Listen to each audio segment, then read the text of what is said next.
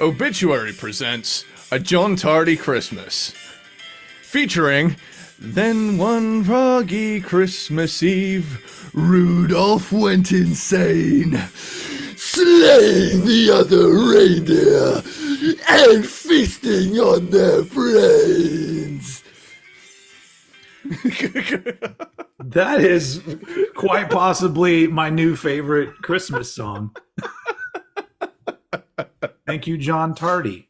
Oh, it was a moment. John Sparxx. It was a moment of genius. I was on the car ride over here and I thought to myself, oh man. I was listening to just random Christmas songs as I went along, and I was just thinking, what could be a like funny lyric? And then I did it in John Tardy's voice and it was game over. It's perfect. It's like all the stars aligned right there. Get your bingo cards out, people. We've already had the John Tardy impression. It's going to be a good one. Hello, everyone. This is Cranked and Ranked. And it's the Christmas. Nope. Cristed and fisted. What? I don't know. It's the holiday episode of Cranked and Ranked. Not just Christmas, whatever you celebrate. Or if you don't celebrate at all, celebrate life. Fuck, I don't know. We do this every year. I think this is the third year now we've done a holiday episode at the end of the year. The third annual Cranked and Ranked holiday special. Yeah. Yeah. First year we did our top 10 Christmas songs of all time. Although after today, I think some of mine are going to get replaced. At least one. It needs to go back on the list. So we may have to revisit that in a later holiday episode. Yeah, that could be a Cranked and Revisited Christmas. Yeah. But and then the year after that, we ranked the booby traps in Home Alone 1 and 2. from most painful to least painful, wasn't it? Yeah. That's great. If you didn't watch that, just you have holiday viewing if you want. If you're at home, having a beverage, having a Christmas beverage. Oh, by the way, I have a Christmas beverage. I've got stuff, but first off, it is not Christmas for me if there's not eggnog. Is... You know what Christmas means to me? Shit. What? Baileys. You ever drank Baileys from a shoe? This is alcohol-free eggnog. That's how much I love eggnog. I don't even need to add alcohol in it. I just love it. Wow. It's this is a tall-ass glass. I don't even need this much eggnog. I don't know why I poured this much, but, whatever. I mean, I can't lie. I'm not innocent. I wolfed down half a tiramisu before I came here. But I don't know a lot of people that love eggnog as much as I do. But it's just, I think because it's just, to me, it's just like a nice milkshake. It's just, I don't know what it is. But there are I have yet to try eggnog. Is that not a normal thing over in the UK? Not really, no. It's as far as I know. I mean, you can probably get it somewhere, but it's nowhere near as ingrained into the Christmas experience. It's more wines over here. People end up drinking. There are a few things that I really love that are polarizing to people. Eggnog being one of them. I also love pineapple on pizza. I don't know why people have a problem with that. Thank you. Clap. Someone said it. And a big one for here in Texas is cilantro. Some people hate cilantro. If you make me a taco and you don't have cilantro, I'm like, it's missing something. But some people will say that cilantro tastes like soap to them. And I've heard that. And I'm just like, I don't know why. I love cilantro. Just fucking put it all over my tacos, man. So I've learned that I'm on this weird side of things where whenever there's a polarizing food or drink, I usually am the one that's like, I kind of like it. Or if you're in Britain, it's called coriander over here. Oh, is that it? Coriander? Yeah. So I'm pretty sure it's the same thing. Okay. I remember someone, when I worked in retail, I had someone come in and they asked for cilantro, and I didn't know at the time that it's the same thing as coriander, or it's one of them. And I just remember being, why do I feel like coriander is made from cilantro? Is coriander like ground up? No, coriander is just the plant. Oh, okay. All right. Well, then I guess it is the same thing. Cilantro. Tune in for the coriander. It's the same thing. For the Cranked and Ranked special where they talk about cilantro / coriander. Herbed and curbed. Anyway, I've got something special that we can kind of probably like play out throughout the episode. Okay. But just so everyone, if you're new, Cranked and Ranked, we normally rank band discographies and stuff like that, but this is the holiday episode. But we are ranking something. This turned out to be a more difficult task than I thought.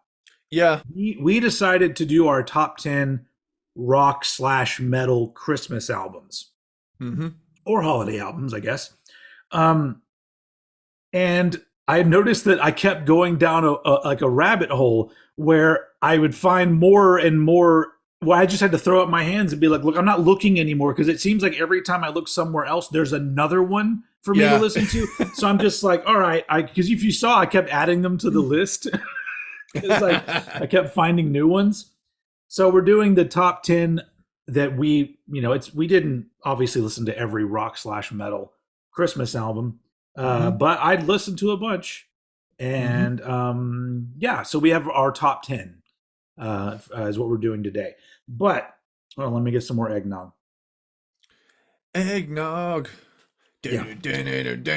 Hell yeah. It's still cold, so I don't want to let it get warm. All right. So I got something, and I'm very excited about this, but I haven't had any of it. And this is for this episode. Holy shit, he's done it, people. So yes. Quality, it's a tin of Quality Street. This is a big motherfucker. I think there's like, I don't know, 100. So I don't know how many pieces are in it, but like it's got all these different kinds. Mm-hmm. It's like tons of them. Oh, and you got a tin as well? It came in a metal tin? It's nice. A tin. Yeah, because a lot of them over here now are plastic. So this is it's a Quality Street, a Nestle Quality Street, I guess variety thing of sweets. And so I think throughout the episode I'm gonna try them, because I have not had one. But there's so many different kinds, and so it's just one of those things where I'm just like, well, what is? I'm gonna have to use my glasses at some point because I'm trying to read what the actual flavors are. I'm gonna have them ready. I'll have my glasses at the ready. But I think there's 12. I think there's 12-ish, something like that, different flavors. 1, 2, 3, 4, 5, 6, 7, 8, 9, 10. This looks like 10. Is it? I can't remember. Something like that. I mean, that's what's on the side anyway. Yeah. Anyway, so I think I'm going to start with this orange one. Okay. Let's see, the orange one. That's the orange cream, I believe. There's 2 orange ones. There's orange cream and there's orange crunch. Yeah, I think this. Why am I getting mixed up here? It's weird trying to look at these, because this looks like it's supposed to be toffee penny. Toffee penny. It's funny actually you mentioned this, because they have changed the packaging. They used to come in foil and then this like transparent plastic over the top, but there's only so many turtles that can die, so they've had to resort to paper packaging now. Yeah, because it looks like the orange cream is a longer. It's longer. Yeah. Something. Hell, like who knows? It might be the orange crunch. So this could be some. I don't know what this is, but we're gonna open it up and we're gonna try. It fucking looks delicious. Look at that little chocolatey. That looks like that's the cream. I believe that is the cream. Orange cream. All right, hold on. Let's do it. Okay. Holy shit! Oh, is this a game changer? It's like a chocolate orange. But kind of creamy. The cream went right down my throat. Yeah. That's what she said. Hey! Dude, we have talked about this for like at least a couple Christmases now, getting your hands on good old British tin of chockies. All right, so the orange cream is I'm gonna give that. That's at least a 9 out of 10. Wow, that's fucking delicious. Nice. Because I love a creamy chocolate, but the little orange flavor, that's a good combo. Hell yeah. All right, well, see, there you go. That's another special thing for today. Okay. So you can, I just found that you can get these on Amazon. So nice. I don't know if you can do an Amazon search for like American Sweets package and get yourself one. So. I have an unruly amount of Charleston Chews in my freezer. I haven't had a Charleston Chew in forever.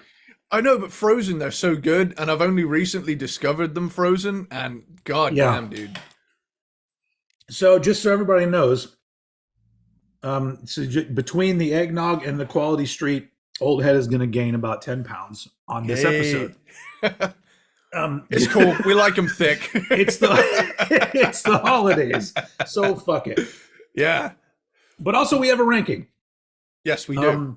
Also, you recently we didn't do the band ranking that we said we were going to do because Eddie had a show with his band, and that to me is one of the only two reasons that I'll accept Eddie to cancel a recording, and that's either he has a show with his band or he's getting laid. Those are the two that I'm going to allow a pass. Even if he's got the flu, I'm going to be like, just bring some tissues. Let's do it. Dose yourself up on fucking cough syrup and get in there. But it looked like a fun show. I saw some videos that you guys posted. Yeah, we supported a band called The Bites from LA, and from LA, really? Yeah. They made their way all the way to Plymouth, and they played a kick-ass show, and it was incredible. It's like proper 80s hard rock Motley Crue goodness. Frontman, guitarist, drummer, they were all great guys, great players.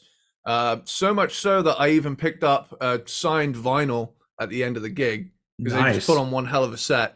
And I discovered that the beer Blue Moon is absolutely lethal, because I went through so many of those and didn't even realize it. It was so easy to drink. But I didn't know they had those over there. That's awesome. I think it may be a different Blue Moon, but I'm not sure. Could be. I'm not 100% sure, but yeah. The ones I had, going through them like that, it's like a wheat beer. Yeah. It sounds like it. They have those over here. I've had them several times, but that's more expensive. Yeah. When I buy beer, I'm buying the cheapest I can get, just so, because it's not. Yeah. I feel like it's weird when I'm just sitting at home drinking. Why should I be drinking anything expensive? Yeah, true.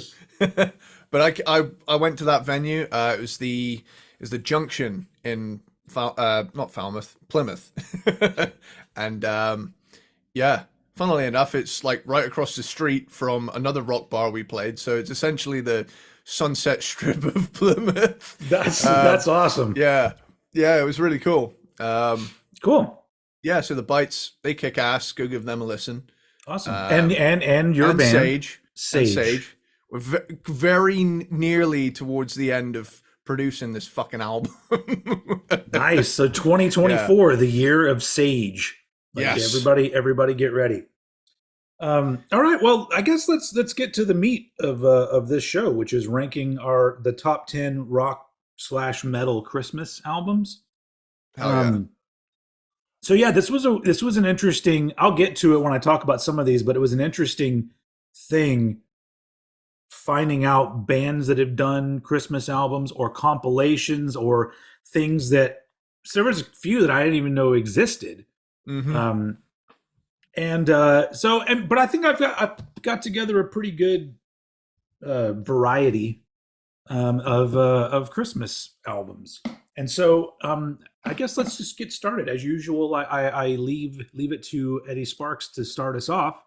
And so, by the way, what is your sweater? It's a Gus and Eddie podcast holiday sweater from a few years back. Yeah. Interesting. And it looks like a Budweiser or something like that. Yeah, it's my favorite sweatshirt. Love it. Nice. Yeah. Why don't we have sweaters, but we don't have a sweater that's that cool. Like we need to come up with better designs. I think that's our problem is that, we're leaving it up to me. I'm very limited on visual creativity. And so if anybody out there has any ideas and wants to help, does anybody know graphic designers that can come up with cool designs for merch? That way it's not just the same image that you see everywhere over and over again. Anyway, all right, number 10. Your number 10 rock/metal Christmas album. Okay. So you mentioned to me that there was a couple of EPs called A Very Deathcore Christmas. Yep. They are by the band Bro Job. And it is absolute insanity from start to finish. They've even got fucking Christmas tinged covers of Into the Hellfire by Lorna Shore. As well as a Journey cover, a fucking Rick Astley cover. I mean, the whole thing, it was just the most brutal and fun, experience of, experiencing the novelty of deathcore and Christmas at the same time. They did a fantastic job of it, and I think with the novelty of Christmas releases, I mean, if you're judging them by the quality of a metal album, they're probably, I mean, you're never going to see it in any like essential metal albums ever, but no, for what it's designed to do, it was a hell of a fucking ride. Great fun. Yeah, that's the thing to listen to. That's the thing that I noticed that is very important to me with music of this time of the year, is that I want it to feel fun and lively. So it's like, and there are some Christmas albums that I listen to, I'm just like, why even bother fucking doing this? You just sound like you're phoning it in. And it's like, it doesn't sound joyful or like a celebration. It just sounds like, we needed to put something out. Maybe we'll make some dough off this. And I'm just like, screw that. Yeah. Which is why I'll never do a Christmas album, because I just don't think I have it in me to do anything. Maybe I could do a Christmas song. I don't know. I do know that after talking to motherfucker, my old man brain, I didn't talk to motherfucker. Why never mind. Let's move on. Nobody knows what happened in my brain right there. But Jason McMaster.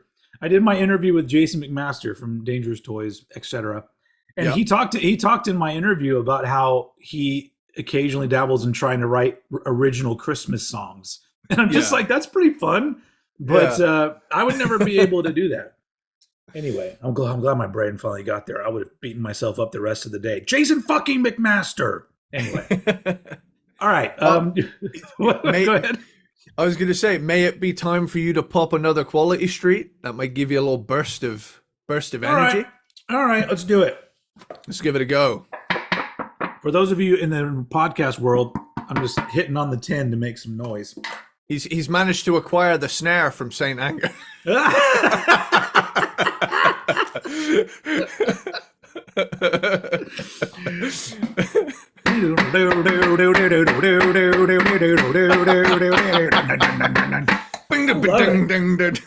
If I could have my wasted days back.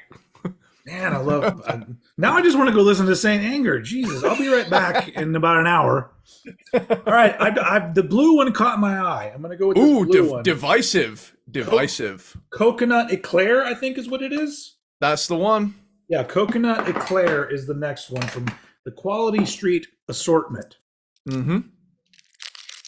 Now, this could go either way, because sometimes I'm into coconut, sometimes I'm not. This is the Saint Anger of Quality Streets, ironically. Wait, that doesn't taste like coconut. Yeah, it might be the sugar. Okay, so I got it now. It's there. I hope there aren't people that are like bummed out when people chew on camera. That's cool. I'm covering my mouth on the video. You don't want to give up all the goods. That's for the Patreon. That's for our own fans. So Rule I 34. Like someone's into it. I like this. It's one of those. It's one of those. It's taking too long to chew it. Yeah, that's not good for me. Fair. But normally I'd probably just be leaving it in my mouth to sort of ruminate, Mm-hmm. But as coconut candies go, I like the fact that it is only slightly because usually it's the coconut consistency that throws me off. Mm-hmm. But there's not a lot of that in there. No. It's pretty well ground up. So this is nowhere near the orange cream. No. Compared to the orange cream, this is probably now. These are all going to be things I like. So if it gets a 1, it's still a fucking candy. Yeah. But I would probably give this one maybe a 3. Okay. Yeah. I didn't hate it, but that's not the one. I'm not going to be reaching for the coconut eclair. Okay. But yeah, this is fun. This is someone experiencing something for the first time. I just firsthand. It's a candy reaction video. Anyway, my number 10 is the 2019 album Celestial from Rob Halford. Okay. So I felt like I had to add this. I did enjoy it, but also this is kind of like a wrapping up my year where I finally became like a Judas Priest fan. Because that's what I've been experiencing this year. That's one of the big things about this year for me is that I decided to like dip my toe in by first getting the albums that were high on my list when we did our ranking. So I got Turbo, Ram It Down, Defenders of the Faith, got those. And very quickly, like I loved just sitting there and listening to the fucking 80s vinyl of those. I was just like, God, these albums are fucking great. So I just started moving backwards and getting each album to where now I have literally every album up until I don't have Painkiller. But only because I know I'm going to have to get a repress of that because there's no way I'm going to be able to afford a 1990 pressing probably. But that would leave me, and I'm looking forward to their new album. I like the 2 new songs that they put out. I think they're really cool. So 2024 has been, or 2023, whoo, that's the year, has been the year where I became a Judas Priest fan. And I think Rob Halford is a fantastic vocalist. That is breaking news, everybody. Rob Halford is a fantastic vocalist. But the thing that I enjoyed about Celestial is that it's actually metal.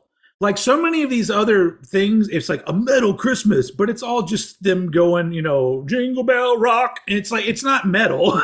Yeah. But these are legit metal songs.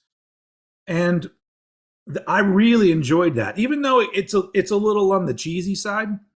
But yeah, I was just like, yeah, this is kind of cool because it feels like a Christmas album, but also like a metal album. And it doesn't feel like he's taking the piss or anything. It's just like he just made some songs and they're fun. I really like his little drummer boy. I think that's the one. I think it's the little drummer boy that I really like. Anyway, it's because that just sounds like it needs to be a metal song. It just needs to be. But yeah, I didn't love it. But I enjoyed listening to it, and I appreciated that it seemed like he took it seriously. Like he legit wanted to do an album like this, and that goes a long way because it makes it enjoyable. And so yeah, my number 10 is Rob Halford. Celestial. Very nice. Yeah. Cool. Yeah, the Rob Halford always seems like he's 100% into whatever he's doing. He always, he definitely puts some real chutzpah behind it, you know. You want to know the most interesting thing though this year about my Judas Priest journey is that I got to the point where I just kind of like hearing Rob Halford sing so much that I find myself wanting to go listen to Fight, and I hated Fight. I thought Fight was awful. Back in the day, I thought they were awful. It's as long as I don't have to watch the music videos, because that is cheeseball central. Yeah, that is literally like, look at me. I'm a grungy guy now, and I have a guy that wears a Dr. Seuss hat. That's the kind of band that we're in now. And so it's really dumb. But I just heard the Nail to the Gun song, and I'm like, yes, fucking banger. That song rules, dude. So and I saw them too. I saw them. They were the opener. Yeah. For Suicidal, Candlebox, and Metallica back in '94. Wow. But yeah, I never liked them. But now all of a sudden I'm all like, great. I'm just gonna be getting into everything Rob Halford, which I guess that's a good thing. About time, some people would say. Hell yeah. All right, let's move on. Cool. So that brings me to my number 9. And this is an album we have talked about before, quite a while ago now, I think at least a couple years. Okay. Billy Idol and his Christmas album. Yes, and, yes. And you know what? Let me just get it up here. Billy Idol Christmas album. I didn't really take any notes for this because I was just trying to get through as many albums as I could. Yeah. Happy Holidays, that's what it's called. My notes are very minimal. Yeah, it came out December 2006. So obviously like 20 years on from the 80s for what he's most known for. Yeah. But it's on the heels of a comeback with the album Devil's Playground the year prior. That had some bangers on it, but immediately off of making a really like contemporary punky rock album, he drops this absolutely sincere sounding, just lounge Christmas album. And it's like, motherfucker, dude, you've just come back and you've already brought out a Christmas album. And I love it. I love the fact that it has that cozy Christmas album feel to it. Yeah. And it managed to pack 17 Christmas standards into 46 minutes, which for a Christmas album, yeah, yes, that's bang for your buck. But there are some artists that the idea of a Christmas album seems like a no-brainer, because you wouldn't normally associate Billy Idol with Christmas. But if somebody said Billy Idol Christmas album, you went like, where? You would go, oh, where can I listen to this? Yeah. So I really think it was a smart move, because now every year somebody's going to stumble onto that and go, Billy Idol, and they're going to go listen to it. And then, it's going to take them a few songs to realize they're like, wait, this is not rocking at all. I just think it's amazing that the same dude that like had, was it like the Thailand military were called to a party he threw because he refused to back down after like a weeks long bender. So they called in the fucking military to shut down this party in Thailand. And this dude is singing Frosty the Snowman to me. And it's just incredible. Yeah. And it makes me sad that the original album art has been replaced on streaming, because that original cover is just so fucking funny. It's great. It's Billy Idol looking at me seductively while sat at a piano. It's like, dude, you're Billy fucking Idol. Yeah. I like that album. Yeah, as a Christmas album, he did good. But yeah, good job, Billy. Is it time for another Quality Street? I just finished an entire glass of eggnog. Let's wait a couple minutes and we'll do another. Okay. We have a long way to go. We're only at number 9. I know. I only have eight more to try. So okay, cool. All right. So my number 9 is the 2018 album Christmas in Valhalla by Thor. Awesome. And, so I just wrote down Canadian cheeseball metal Christmas. Because that's 100% what it is.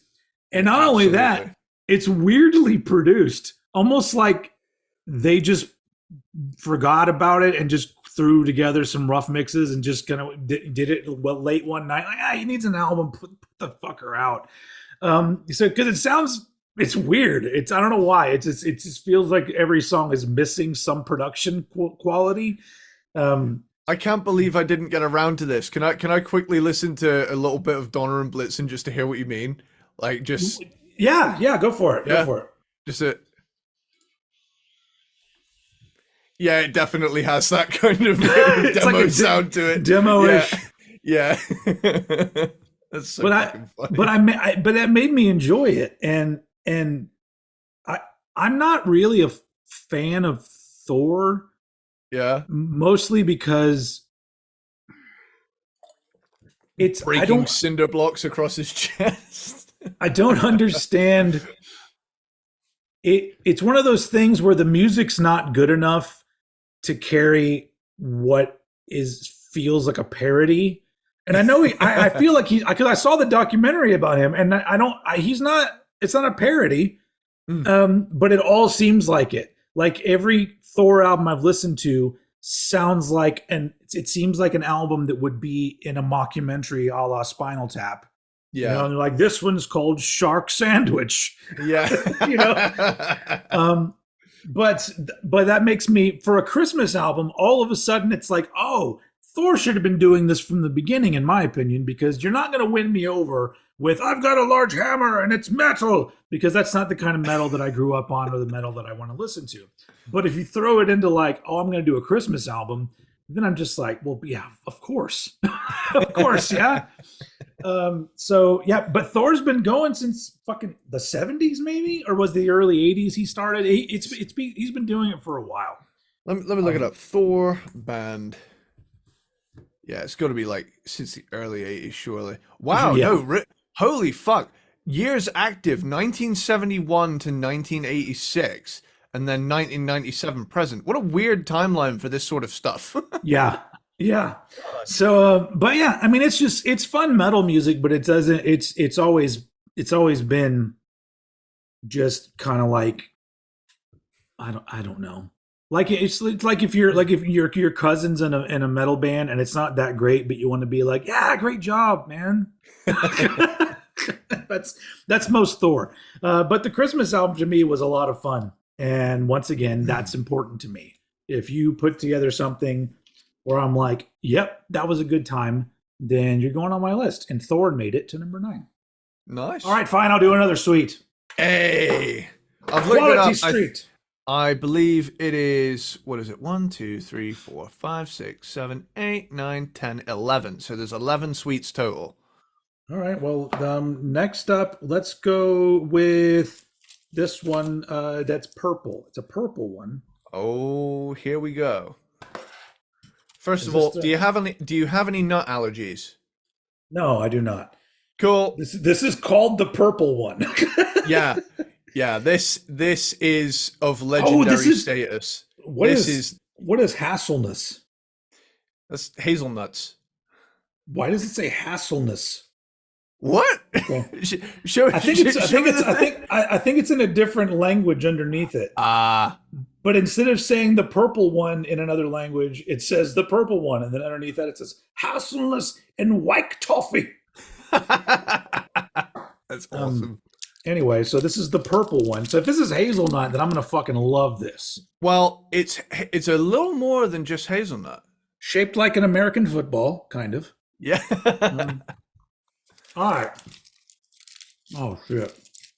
Yep.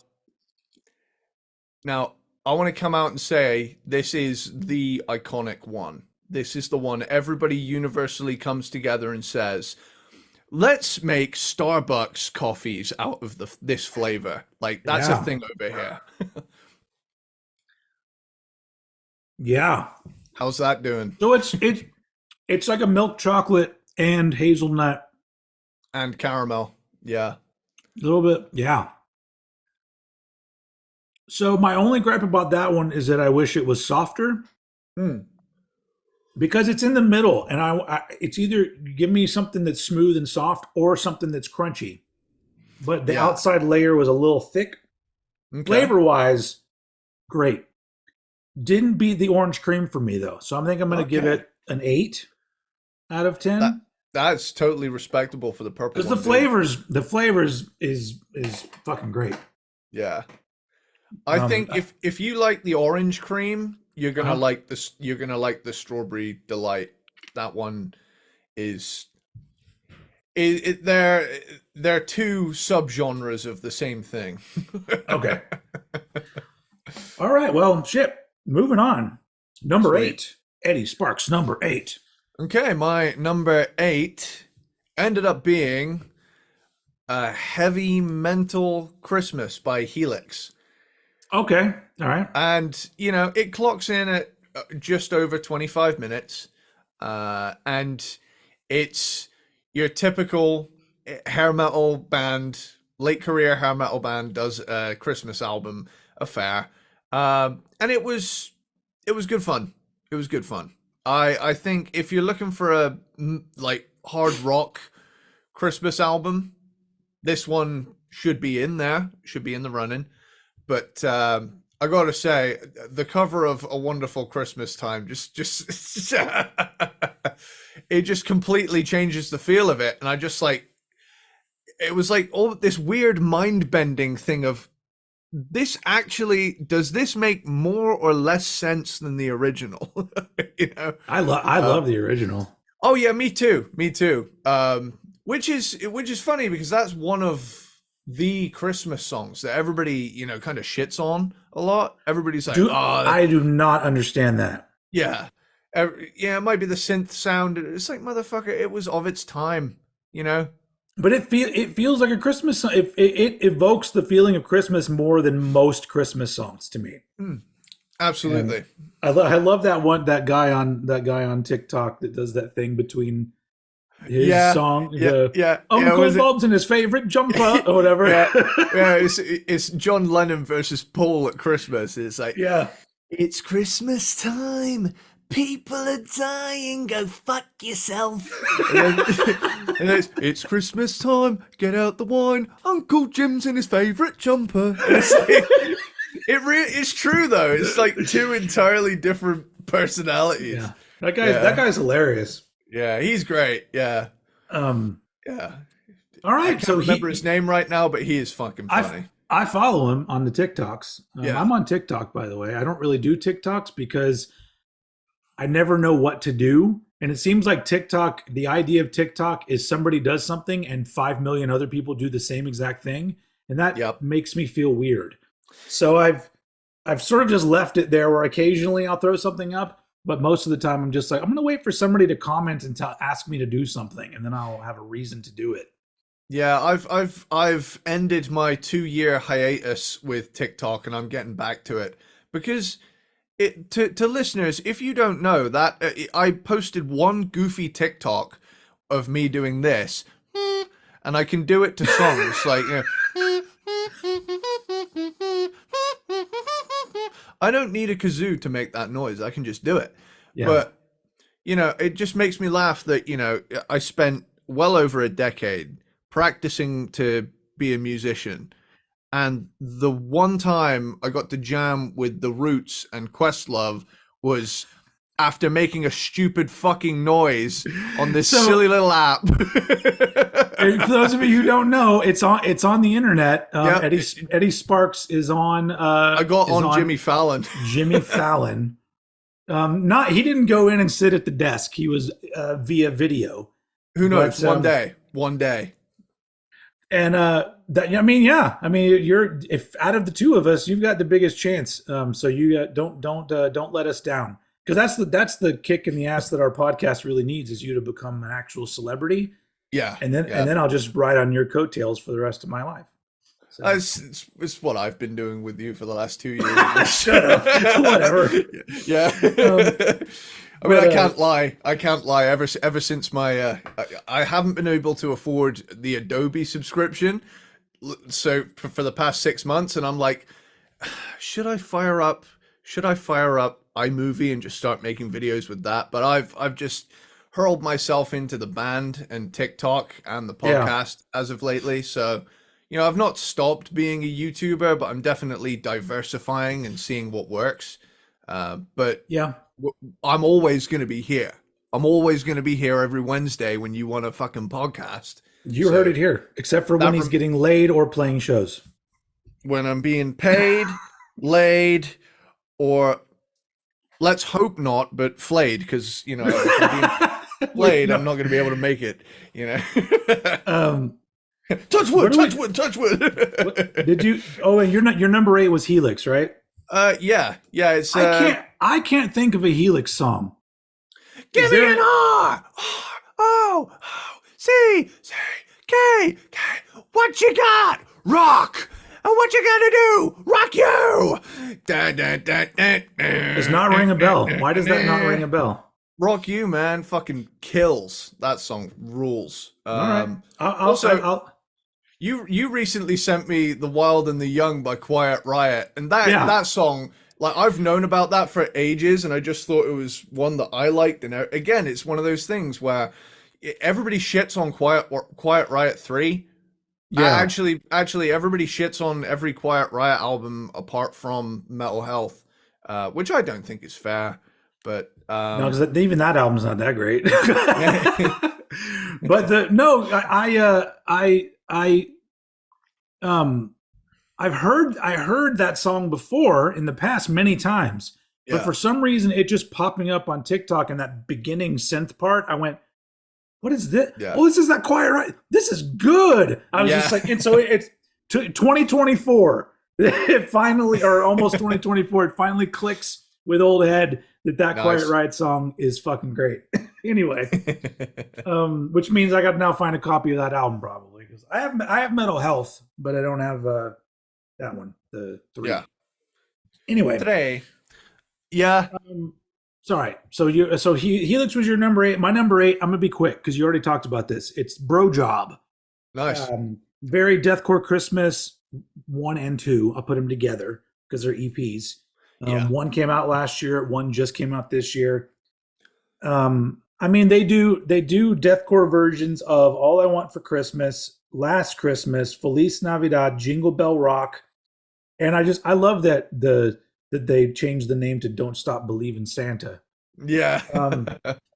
But I just love the fact that not only do they metalify and do these really great, fun metal core versions or whatever of deathcore of Christmas songs, complete though with breakdowns where they go like, "Come on, motherfucker, it's Christmas time!" Yeah, it's fucking sick. And so I giggled many times listening to those. And from what I can gather, like, they're not there. I mean, clearly if your band's name is Bro Job, you're not too serious, but it seems like everything they do is a little bit on the cheeky fun side. Yeah, and, tongue in cheek. Love it. Yeah. Plus the name Bro Job is just great. So kudos to Bro Job. I don't know who you are, if it's one dude or a few. But either way, you've made number 8. You made my number 8 Christmas album.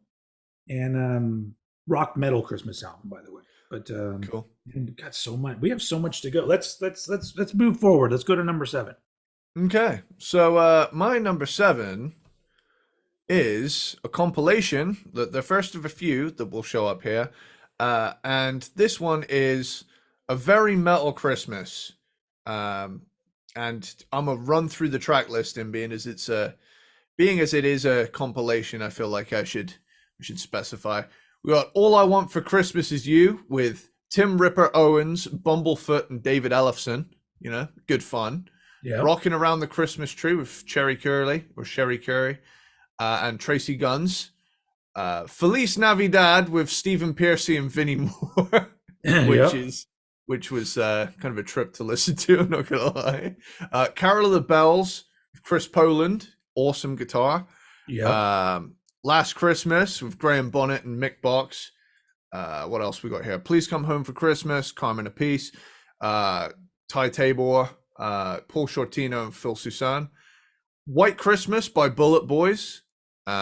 Christmas Eve, Sarajevo, 12:24. George Lynch, Merry Xmas, everybody. Kim McAuliffe, is that right? Kim McAuliffe? Okay, I don't know. McAuliffe. What's she in? I can't remember. Sorry. And Cliff Evans. Santa Claus is Coming to Town by Paul Di'Anno. Happy Holiday by Enough's Enough. That's a fun song. Yeah. So that one's on other comps as well, on two of the comps that are on mine. And I love that one. It just, they fucking nailed that song. Plus, Enough's Enough are underrated as fuck. Absolutely. But Enough's Enough. But that's not Enough's enough. They need more praise. Enough's enough. Anyway, all right, continue. Little Saint Nick, LA Guns, and Donner and Blitzen by Thor. And it wasn't my favorite of the comps, but it's one of them, and it's enjoyable. 43 minutes, plenty of big names are on here. It's a sleigh ride of the metal variety, and I enjoyed it. It's not my favorite, but it's up there. Yeah, absolutely. On a different note, for my number 7, my number 7 is Bad Religion, Christmas Songs from 2013. Okay. So here's the thing. This is one of those things where, like, I made a decision for myself to put this higher than it would normally be, musically speaking. Yeah. Because it really just sounds like Bad Religion doing Christmas songs. There's nothing special about them, except for if you love hearing Greg Graffin sing, which I do. But it's got a great energy to it. But to be honest, it's a little bit kind of dull at times. And I'm just like, all right, yeah, I like this, but I don't know if it's going to make my list. But then I read all proceeds for the album go to a charity that benefits people who had been molested by priests. And I just said, oh yeah, fucking bravo, Bad Religion. Because first off, fuck priests. But second, I love just would that be irony? I don't know, that you put out a Christmas album and then the proceeds go towards something, one of the reasons why Christianity is fucking awful. Or just not Christianity, just organized religion in general for the most part. Barring a couple, if we have any Buddhists out there. Although I'm pretty sure there's Buddhists molesters out there. Fuck, I mean, everybody has the option. Everybody has the all walks of life have their nonces, mate. But I loved that, because I'm just like that. That's the kind of charity that I would give to, because like there are certain people that I just go, man, that's fucking awful. That is like, and so the fact that all the proceeds went to that, I'm just like, good on you, Bad Religion. You guys they've always stood for what they believe in, no matter what. Yeah. And they've been very successful doing what they do. So good on them. And Bad Religion rules. So that's my number 7, Bad Religion Christmas songs. Should I do another Quality Street? Let's do another Quality Street. I think it's time. Hey. All right. Laura's doing a buzz roll. All right. So I think it's time. Oh. That's an empty wrapper. Oh, shit. I don't even know what that was for, because there's no... Oh, okay. Wait, what the hell is this? Why does this one look different? Why does this one... Show me. They are different. That is what I affectionately refer to as the Mercedes emblem. Oh, okay. And it is different. There's 2 green ones. One comes in foil, one comes in paper now. But okay. Yeah, that one is known as the green triangle. It's kind of a praline sort of thing. The green, yeah, there we go. Praline. All right, this could also go either way with me. Yeah. But okay.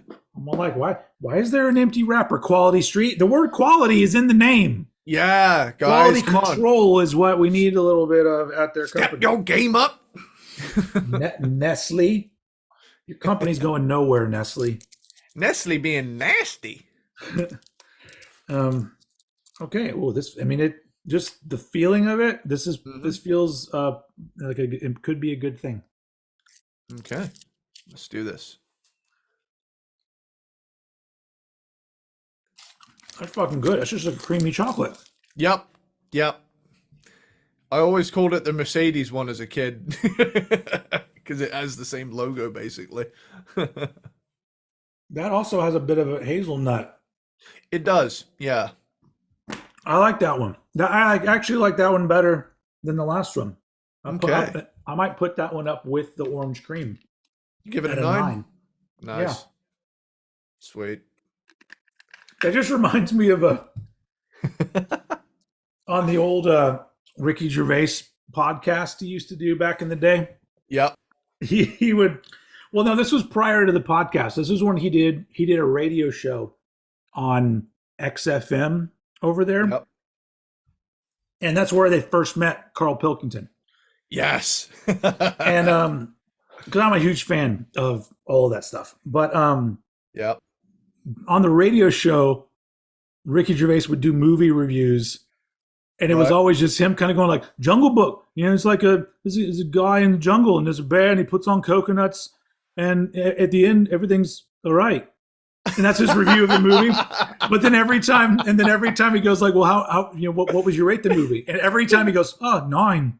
he says 9 every time. Oh man. Did you ever see?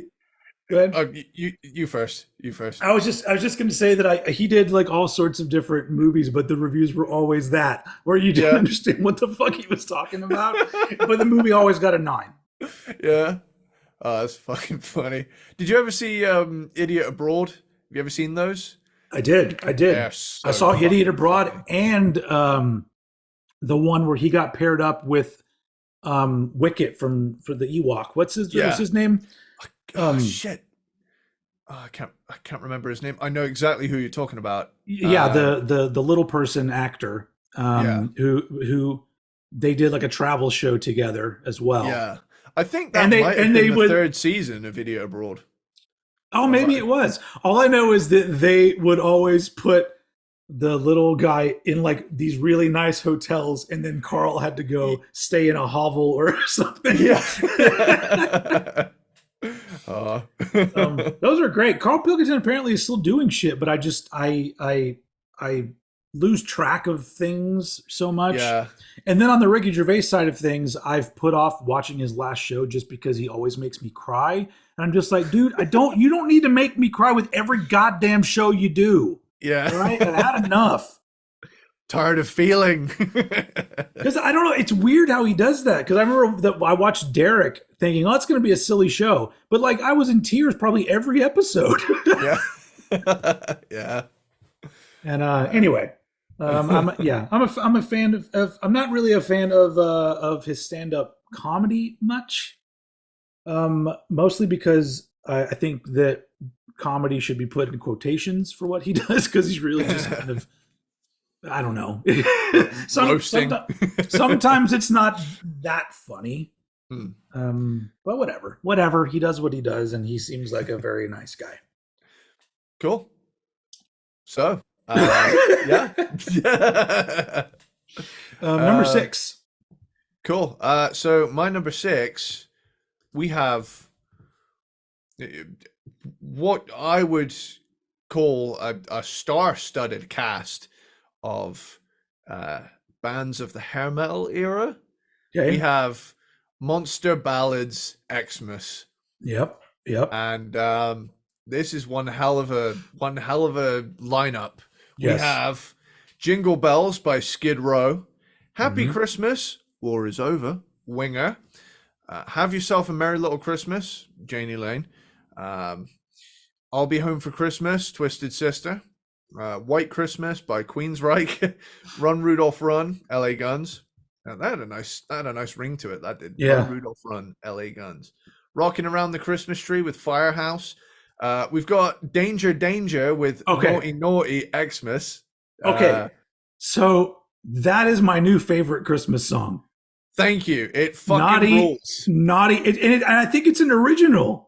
And they worked in references to Naughty Naughty into a new naughty Christmas and a down and dirty New Year. Like it's so good that I was just like, wait, is this original? It's fucking great. Like that should be it should be right next to Mariah Carey with the biggest Christmas songs in the world. Everybody that's watching this, go stream Naughty Naughty Christmas by Danger Danger just to get them some. I want that song to blow up because it should. It's fucking great. Anyway, you know what other Danger Danger song should blow up? Bang, Horny bang? SOB. Okay. Horny SOB is so fucking good, man. I've got the itch. I've got the itch. I keep on scratching, but it only makes me twitch. It's fucking badass. Yeah, I love it. I'll find my way into Danger Danger at some point. I tell you what, in the new year, I'm calling it. We need to do a Danger Danger episode. How many albums do they have? Not a lot, I don't think. We could do it in a single episode. Yeah, you could do that in one go. I just want to find. I want to find that commercial. It's got to be somewhere online. I was going to say, in true Danger Danger fashion, we could upload the same episode twice. Danger Danger with Danger Danger featuring the hits Naughty Naughty and Bang Bang. Yeah. Hey man, they landed on a formula and they just fucking nailed it. They did. They absolutely did. Cool. Anyway. I'm only halfway through this set list. Oh shit! Yeah.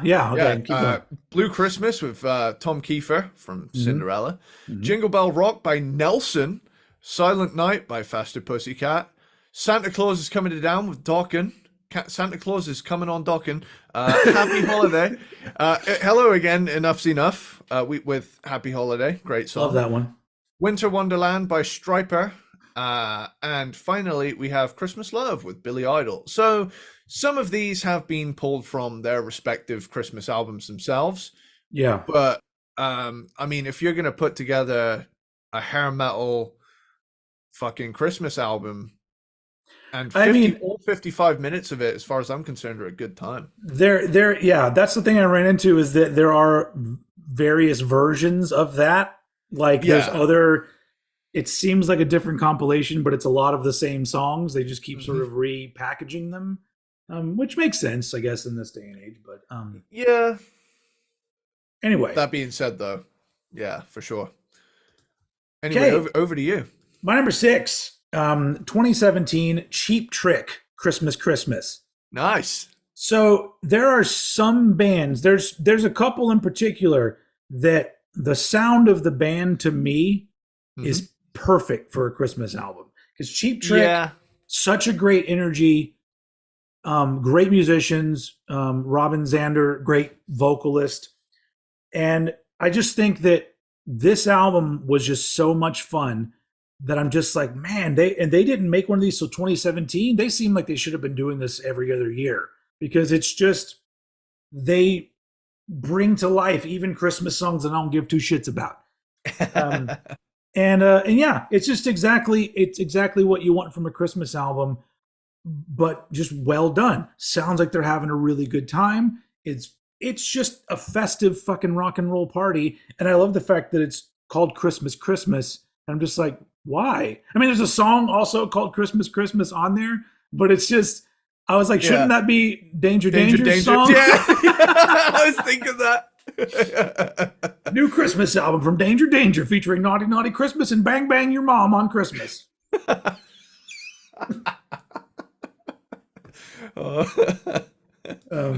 Anyway. Great.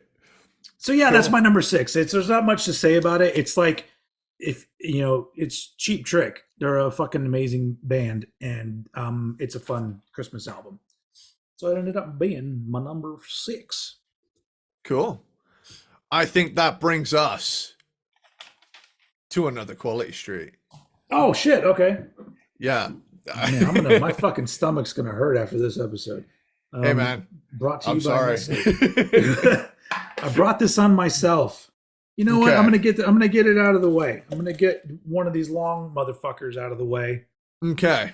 A long We're gonna yellow be here a one. while. This is Toffee Finger. Toffee Finger. Tell you what, for the sake of brevity, I think you should back to back the Toffee Finger and the Toffee Penny, just because it gets the toffees out of the way, and I don't know. What's the maybe the Toffee Penny?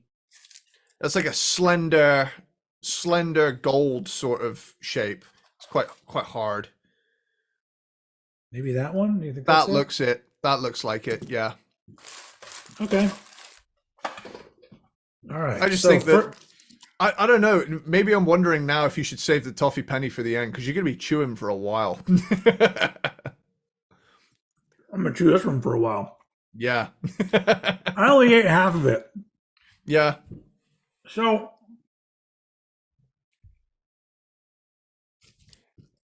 yep. do do do do yeah. do do do. While I'm at a stopping point in my chewing, yeah, this is great. But this is something that if we weren't doing a podcast, it would just be in my mouth. Yeah, it would be melting, and I'd be enjoying the flavor. For sure, I get that. So, it's not really good for chewing. No, I like to kind of stick it in my cheek and just let it melt.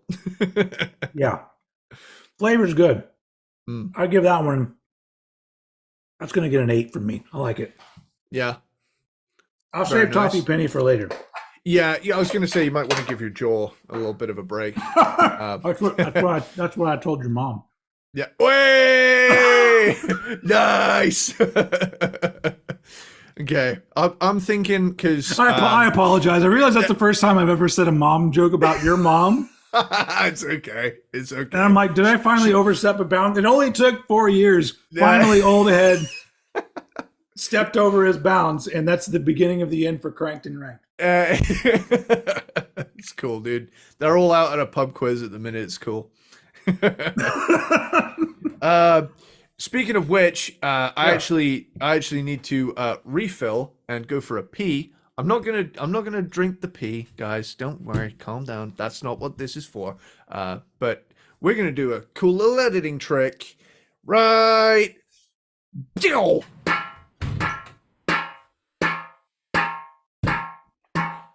Mother trucker, dude, that hurt like a butt cheek on a stick.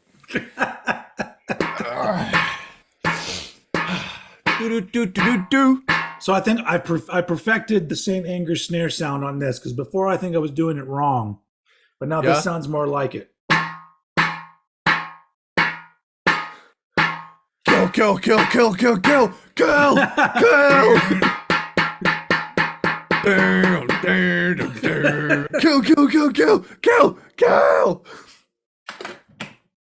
All right. Time to find out if Scooby-Doo. Just real quick, sorry, while it's on my mind. Where the fuck is that? 3rd year running, baby. The lights on this motherfucker. The batteries haven't been changed. Wow. In 3 years, and they're still working. Love that. Great. Cool. That is going to sit over here because it's already taken up a lot of is that tree just there all year round? No, it's not there all year round. It kind of might as well be. I like it there. Yeah. Hell, I might, out of protest, just say, fuck it, 2024, it's Christmas all year. When Wizard said, I wish it could be Christmas every day, we should have all believed them. I mean, I believe them. I think that they meant that. Anyway, that was one of our songs in your top 10, Christmas. It was, yes. I think that was your number 1, actually. I think it was, yeah. Yeah. Yeah, it's a banger. All right, so I finished up that Toffee Finger, and I like it. It was nice. It was good. I think I've pulled out all the ones I haven't tried, and there's only 4 left. So okay, what we got? That leaves us with the milk choc block, the caramel swirl, the strawberry delight, the orange crunch, and the chocolate fudge. crunch. Yeah. Yeah. So anyway, we'll get back to those. So now we're at our top five. Top five. Did you already talk about your number five? What was that?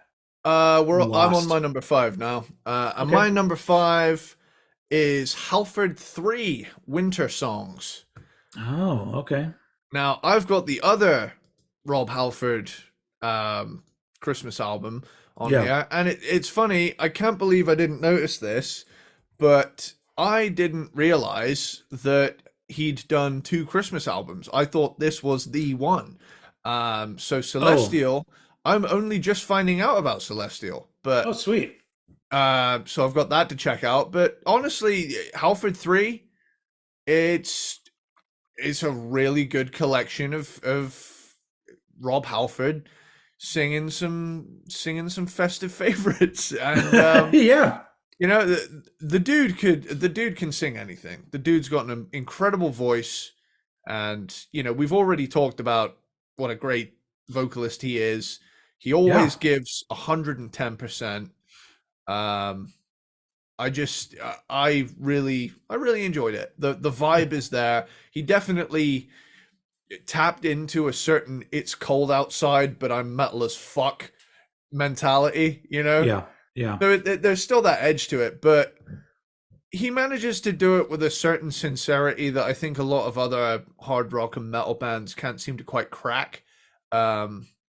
Mainly because I just think he's great at setting a tone, and I think he did it really well on Halford 3. I think, you know, like, not only do I love the fact that, you know, he did an album called Winter Songs, he's canonized it with Halford 3. Like, this is the 3rd Halford album. Yeah, and it's a Christmas album. Yeah, this is not some offshoot. This is the 3rd Halford album. Dude, you know what band I've been like digging into, like outside of Cranked and Ranked lately, that you know I'm getting into, is Chicago. Now, and you know, I'm talking 60s through now. Chicago Transit Authority through Peter Cetera to the other guy. and it's, I'm just trying to, basically, I've mined the Toto well as hard as I could, and I'm basically just going to all of the other suggested bands now, because I want some of that. I want another band with a discography as deep as Toto's. Also, quick shout out, you ain't listening to Toto and the rest of their discography and you only know like the 5 big songs, do yourself a favor. It is a life-changing deep dive, my dude. They can do it all. You know, now that you mention it, I don't think about Chicago a lot, but the thing that I have to admit is that any Chicago song I ever hear, I like. It doesn't matter if it's the 70s stuff or the real ballady pop stuff. They're just great. Like every song I've heard. Yeah. So that would be an interesting one to do, because they've got like 30 albums. Yeah, because I remember in the fucking 80s they had an album called 17. They had already done 17 albums in the 80s. That's gonna be a hell of a ranking, because we're gonna be like, my number 5 is 13. My number 4 is 17. My number, it's just gonna be fucking all over the place. But where I was going with that is that Chicago, basically, to a point, essentially did with their album titles what Trent Reznor did with the Halo numbers, and basically made every release a number. And what is it? It's Chicago Transit Authority, then the Chicago 2, Chicago 3, and then 4 is at Carnegie Hall is counted as 4. Yeah. And I think Chicago 9 is their greatest hits. Like, it's even the greatest hits is counted as a number. Yeah. Because they're like, you collect them all, as they say back when I was a kid. And I can't believe that I didn't do this, but Chicago have a couple of Christmas albums. Yeah, so, I didn't even bother. I just there's some groups that I'm like, you probably won't make my top 10, but you know.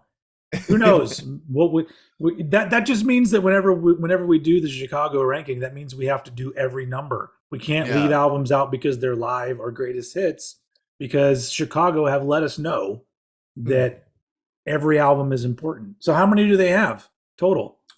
Let's have a look here.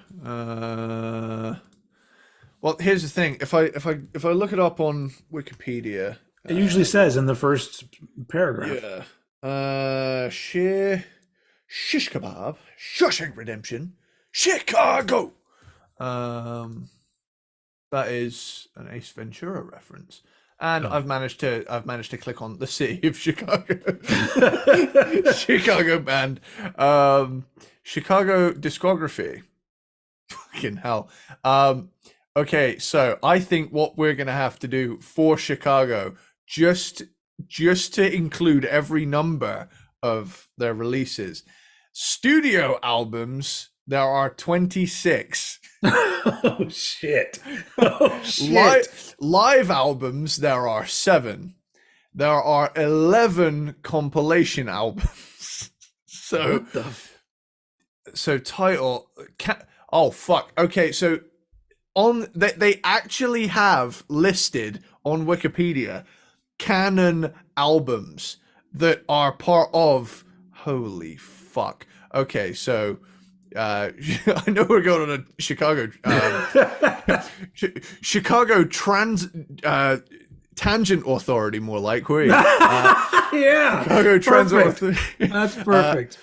So yeah, we got Chicago Transit Authority, Chicago 2, Chicago 3, Chicago at Carnegie Hall, 5, 6, 7, 8, 9, Chicago's Greatest Hits, 10, 11, Hot Streets, 13, Chicago 14, Greatest Hits Volume 2, Chicago 16, 17, 18, 19, Greatest Hits 82, 89, 21, Night and Day, Big Band, The Heart of Chicago, 1967 to 1997.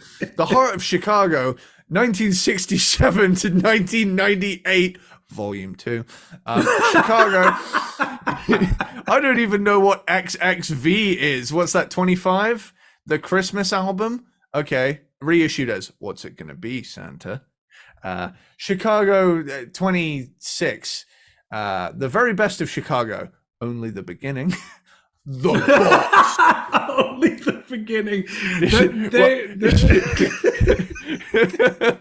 Love Songs, Chicago 30, The Best of Chicago, 40th Anniversary Edition, Chicago 32, Stone of Sisyphus, Chicago 33, Oh Christmas 3.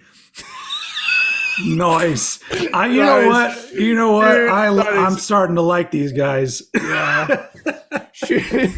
Chicago 34, live in 75. Chicago 35, the Nashville sessions. Chicago 36, Now. Chicago 38, Chicago Christmas. And Chicago 39, Born for This Moment. Have I fucked up somewhere along the line here? Dude, you lost me at like number 4. I don't even remember. There have been because some of them sound like they're just reissues of older albums, and then they just numbered it higher. And okay, so they're like Kiss. They're trying to squeeze every last penny out of their fans they can possibly do. Okay, so what I think we're gonna have to do then, in that case, is we're gonna have to do a Chicago studio album ranking, and then down the line, just to cover all the bases, have a live and compilation ranking as well, because it's very clear to me that they consider all of these albums as canon. Funnily enough, that they don't have Live in Japan listed as a canon album, which came out in 1972, and it feels like that should be a part of it, but oh my god. And they've done other albums as well that aren't, oh my god. If I'm going to do the Chicago deep dive, This is going to be like a year of my life. Yep, you're not lying. But yeah, okay. We're back on track now after Chicago. All right. What was your number 5? Halford 3. Halford 3. All right, my number 5. This is one that I saw it and I went, oh, okay, I didn't know they did a Christmas album. And then immediately I was like, this is the kind of music that's perfect for Christmas. Plus, I get to shout out a band from my home state of Texas. From 2011, Bowling for Soup. Merry Flippin' Christmas. It's just nice. Fucking pop punk Christmas, and that works so well. Yeah, and they're a great pop punk band. Like I've never been a huge fan, but I always knew of them because they're from Texas, and I was just like, oh man, these guys have they blew up a little bit. They had a couple hits.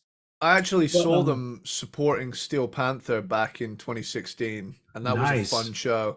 And that, even at the height of my pop punk hate train at the time, I couldn't deny that they put on one hell of a show. And they played, and you know, this is me showing my age now, they played the Phineas and Ferb theme song, which, you know, just got me fucking, hell yeah, that's they did the theme. That was their song. Yeah. That's just that's just like the fucking Simple Plan. They play Scooby Doo every show that they do. It has the same energy. Yeah. Yeah.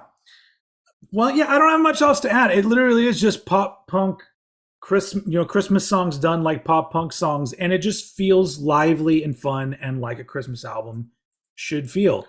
So I put it high up here because I'm just like, man, you don't even need, it's like, it's Christmas music that you put on and you're having a good time, and it just, you don't even realize that you're having a good time because it's so effortlessly done by this pop punk band.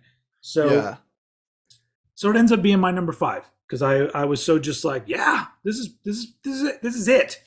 But there is one band on my list that came out of nowhere, and I just said, holy shit, this band was built to do a Christmas album. I'll get to them a little bit later. Cool. Well, while we're on the subject of Bowling for Soup, I just wanted to mention, I just remember them. What's the front man called? Like Jarrett or something? He made a joke. He made a joke saying something along the lines of, you know, because he put on quite a bit of weight, but, you know, he had a good sense of humor about it. And the other guitar player dude's a big dude. Yeah, I'm just gonna check on that real quick. What happened? I knocked over a McDonald's cup that thankfully didn't have any left in it. Anyway, back to Bowling for Soup. Anyway, they're big dudes. Yeah. And I remember him making a joke saying, I know we're a pop punk band and we're supporting a metal band, but we are technically the heaviest band here. And it just made everybody laugh, you know. Great sense of humor, those guys. They're great. So that's my number 5. And I think it's about time for, since the last one was fucking empty. Which one was good? It's where I'm gonna do the green because the green was empty. Cool. The green is Milk Chalk Block. Yeah. Right? Well, how can you go wrong with that? Yeah, it's bare bones, real hard to fuck up, even though they did give you an empty one. Once again, it's a little too hard for my taste. It is a chunky boy. But I would want it to be in my mouth. That's what you said. Hey, you beat me to it. Fuck. It's milk chocolate. Yep. It's delicious, but not impressive. Yeah. 7 for me. A 7. Yeah. It's a good 7. Yeah. All right. Cool. Moving on. Number 4. Cool. So number 4, A Twisted Christmas with Twisted Sister. Okay. We did Twisted Sister last year, was it? And even if this was at the bottom of my Twisted Sister ranking, at Christmas it's time to pull it out. Like, That's what she said. Hey! Yeah, we're on a fucking roll. Man, Christmas is sexy, huh? It is. It's the sexiest time of the year. It's the most sexiest time of the year. Dong, ding, dong. See, there's your fucking mom will ding be dongs sucking everywhere. and dad'll be fucking in all of your rears. Over your face. Something like that. All right. Okay, so yeah, a Twisted Christmas. This Twisted Sister doing a Christmas album, and thank you and good night. Yeah, pretty much, yeah. But what I loved about it is that there is a sense of humor running through this whole thing. You know, Have Yourself a Merry Little Christmas. They kick it off with like an MTV Unplugged style setup, and then they're like, guys, what the fuck are we doing? We're Twisted Sister. But do you remember we talked about this in the ranking? They do this whole thing like, yeah, we're gonna rock, and then it doesn't rock at all. I'm very, very famously, I came out of that episode not being a Twisted Sister fan because I was just like, I didn't realize so much of their stuff wasn't very good. But all right. At end of the day, I love me some Twisted, but you know, Oh Come All Ye Faithful, the way they mashed that with we're not gonna take it. Yeah, I was gonna say We Care a Lot then. It's like now a Faith No More Christmas album I'm waiting for. I don't care if they drop a Christmas album. I just want a new album from them. But you know, I mean, Mike Patton's got plenty of projects on the go. But I have a weird feeling there might be some sort of bad blood between them because he ended up canceling a huge tour. I realized he was going through some mental health issues, and so it would be wrong of them to give him any shit for it. But at the same time, from a business standpoint, I don't know how much that fucked them up. You know?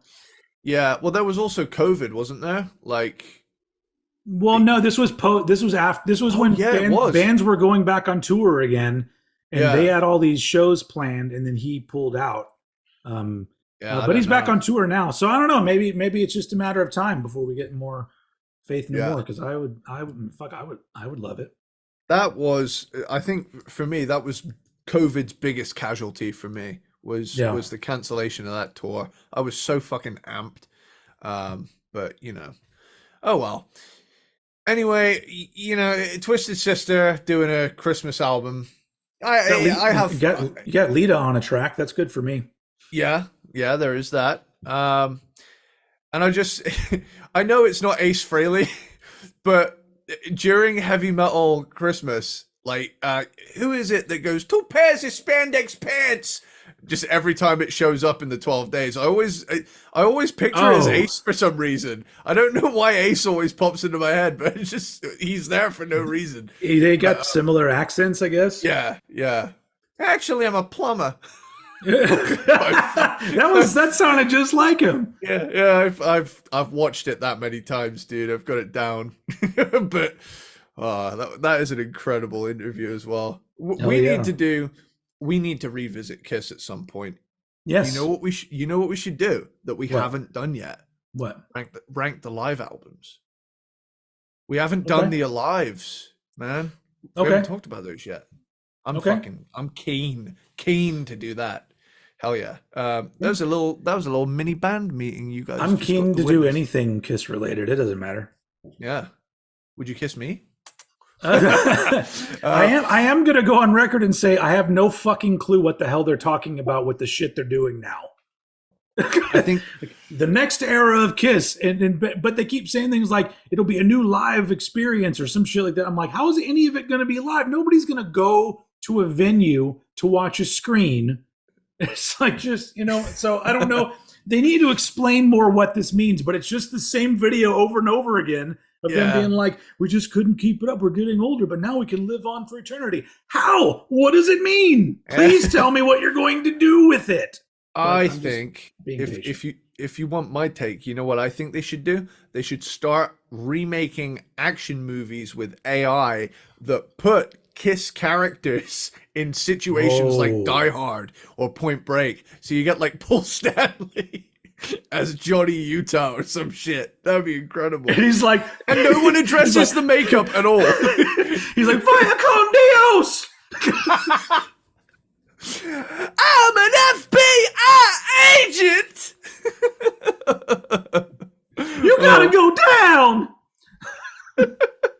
Oh, man. Oh, and as he's firing his gun up in the air, he's going,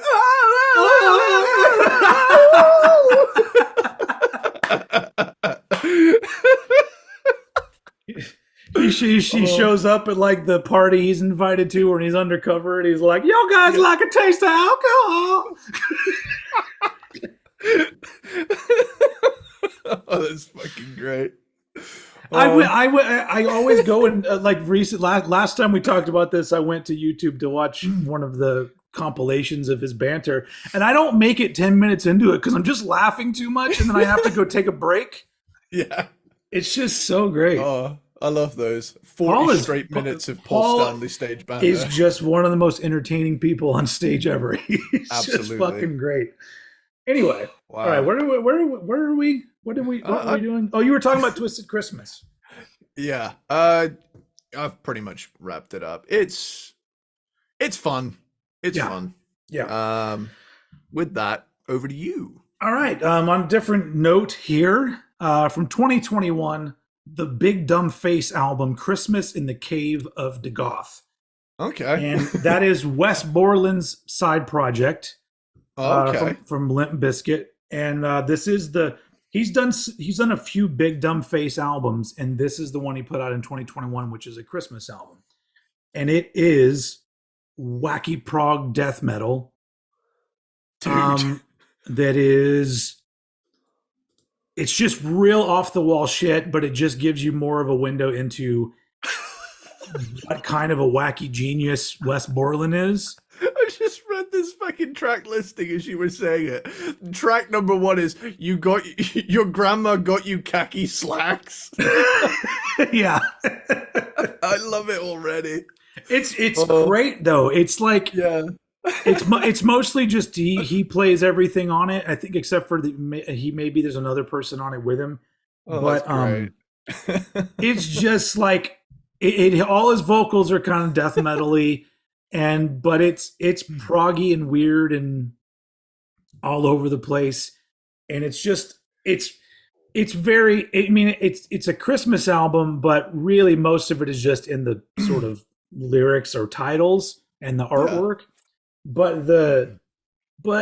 It's become like I remember when this came out in 2021, and I just had such a blast listening to it. So now it's kind of become a Christmas staple, where I'm going to listen to the Big Dumb Face album every year. And I love Wes Borland. I think that dude is highly underrated.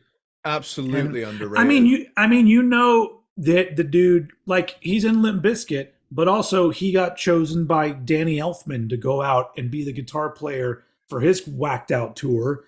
And so I'm just like, yeah, because Wes Borland fucking rules. And anyway, I just think that the Christmas in the Cave of Dagoth, I think it's how you pronounce it. I don't fucking know. It's fun. It's just weird and all over the place. And sometimes you need a little bit of that because you can only take so many Christmas standards, and then you need something a little bit wacky and weird. But everything else on my list here is very Christmassy. So let's do another chocolate. Yeah, and while you do that, I'm just going to quickly adjust the gain on this microphone because I believe I have been quite clippy. Not overwhelmingly. It hasn't felt like it to me, but okay, cool. So this one that I have now is, I believe this is just fudge fondant, fudge/fondant. Fudge, motherfucker. Which fondant is that stuff that they use to make fancy cakes. So they can make shapes and stuff with it. I've watched some show. I don't know. It was Cupcake Wars I used to watch all the time. Yeah. All right, so here we go. Here's this thing here. Let's do this. Oh. Fudge. It's a good flavor. It's soft. Mm.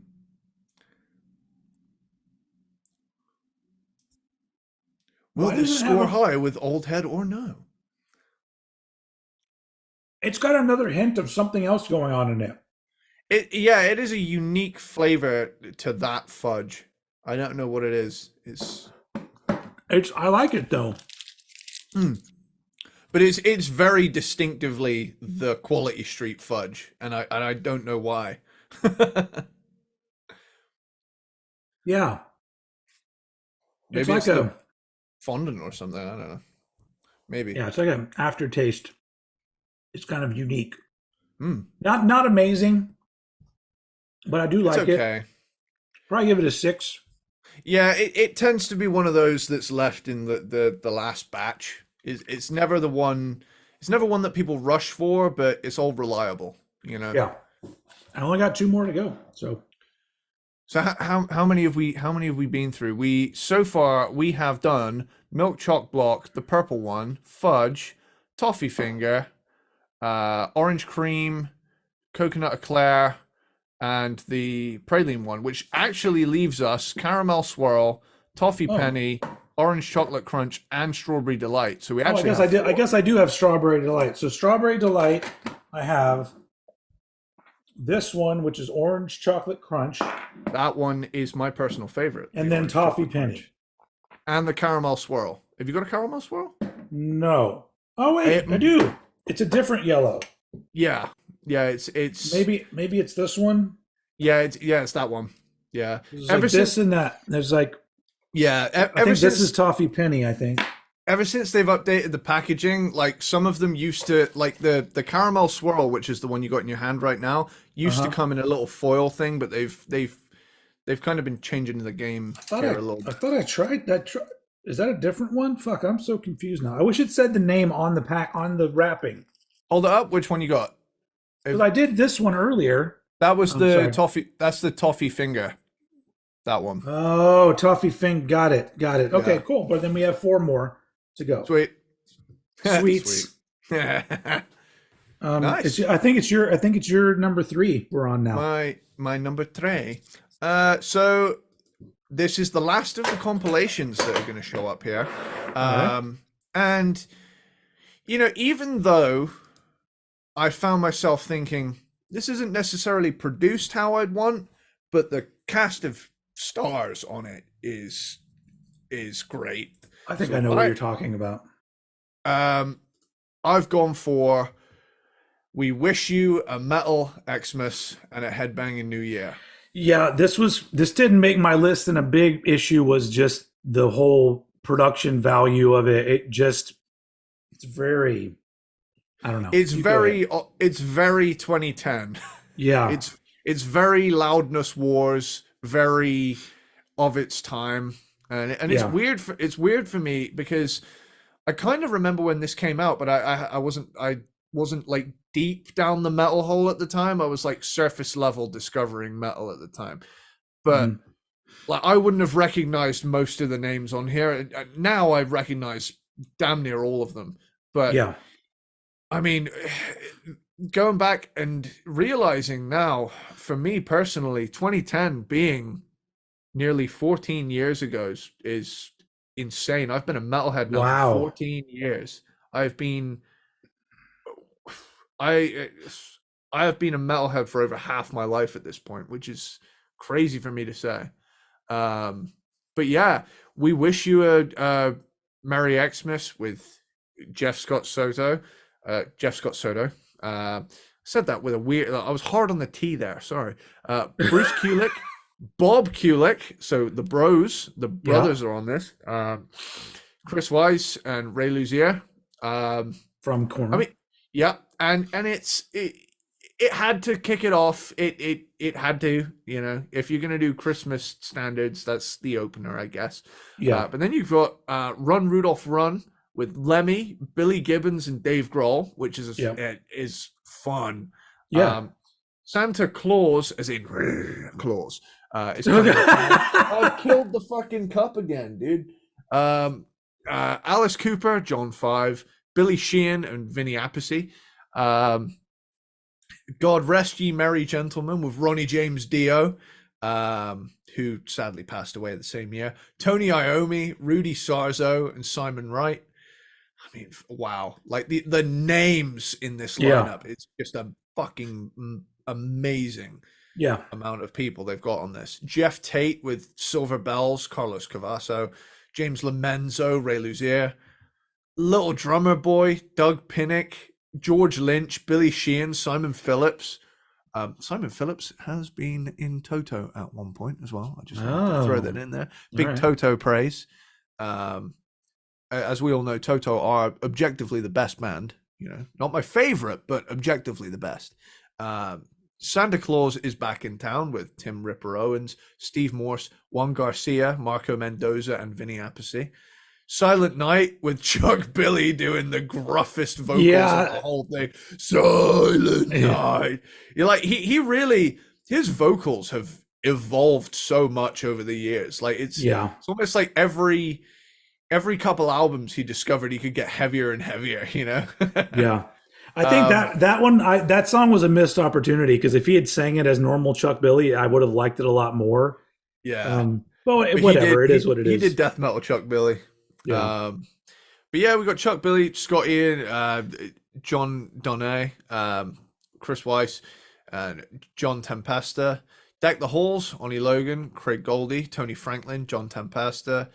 Grandma Got Run Over by a Reindeer with Stephen Piercy, Tracy Guns, Bob Kulick, Billy Sheehan, Greg Bissonette.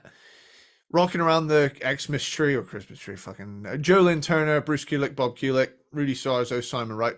Bruce Kulick, man, he's the man, dude. Well, I'm pretty sure both the Kulicks played on Kiss albums, if I remember right. Bob Kulick actually played on some Kiss albums, and Bruce Kulick was like a roadie or something, I think. Oh, for real? Originally, something like that. I might be getting that wrong, but I know both of them were Kiss adjacent before Bruce joined. But yeah, I'm imagining that would probably be during those albums where they're kind of up in the air, you know, late 70s, early 80s.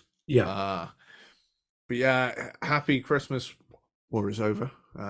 Tommy Shaw, Steve Lukather, hello, my man. Marco Mendoza, Kenny Aronoff. Oh Christmas Tree, Michael Schenker, Doro, Tony Franklin, Frankie Banali. Auld Lang Syne, simply by Girl School. The only song on here that isn't like a mishmash of big names. Chris Chaney, Kenny Aronoff, Steve Lips Kudlow from Anvil, Bumblefoot, and Rudolph the Red-Nosed Reindeer with Blasco, John Tempesta, Des Fafara, and Doug Aldrich. I mean, what an absolute lineup of members to have on a single compilation, man. Like, the thing for me is that I think past the names, there's not a lot to really sink your teeth into here, and it's not really that fun of an album. It's I definitely enjoyed it more for just picking out who's who. Like, you know, that's definitely Tony Iommi on guitar, or hi Jeff Tate. You know, all of these things showing up. I liked it for variety's sake, if anything. And I love variety. But much like the variety that you get in a tin of Quality Street sweets. Hey. Hold on. Guy, I have 4 left. I don't know if I can do it. Oh, man. Even if you got to do just half, you gotta power through this. I'm gonna do my number 3, and then I'll get to another chocolate. Okay. My number 3 is a compilation, but there are 2 similar compilations that trade off some of the same songs, but not all of them. But I couldn't decide which one I liked more, so I put 2. Okay. So number 3 from 2004, I love the title of it. We Wish You a Hairy Quick Christmas, which is just hair metal Christmas. But this is way back in 2004, so I think this is the OG hair metal Christmas album. We Wish You a Hairy Christmas, because all the other ones are repackagings and other stuff from later. So this one has Warrant. It has Danger Danger with Naughty Naughty Christmas. Enough's Enough with Happy Holiday, which I also love. It has LA Guns, Bullet Boys, Pretty Boy Floyd. It's just a really great collection of hair metal Christmas songs, and it's absolutely a blast. I think really it's just that the other one that's on my list has a few more tracks that I also really enjoy. So this one, but the strength of this one, I'm just like, man, it's fucking great. Plus, it seems like it's the first one. So there's not much to say about it. It really is just hair bands doing Christmas songs, but there's just music like that. We're talking about pop punk or hard rock bands or things where there's a fun energy to what they do anyway. I think it just translates really nicely to holiday cheer. And so, yeah, my number 3, We Wish You a Hairy Christmas. Very nice. All right. Well, shit.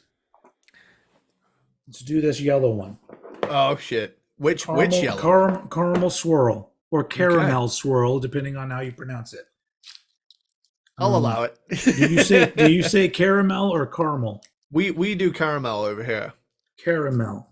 Yeah, caramel just, I don't know where that comes from, but I find myself saying both things. Okay. You put the abbrev on it a little bit, I guess. Save time. One less syllable. Oh, is this a good one? I love caramel. Oh yeah.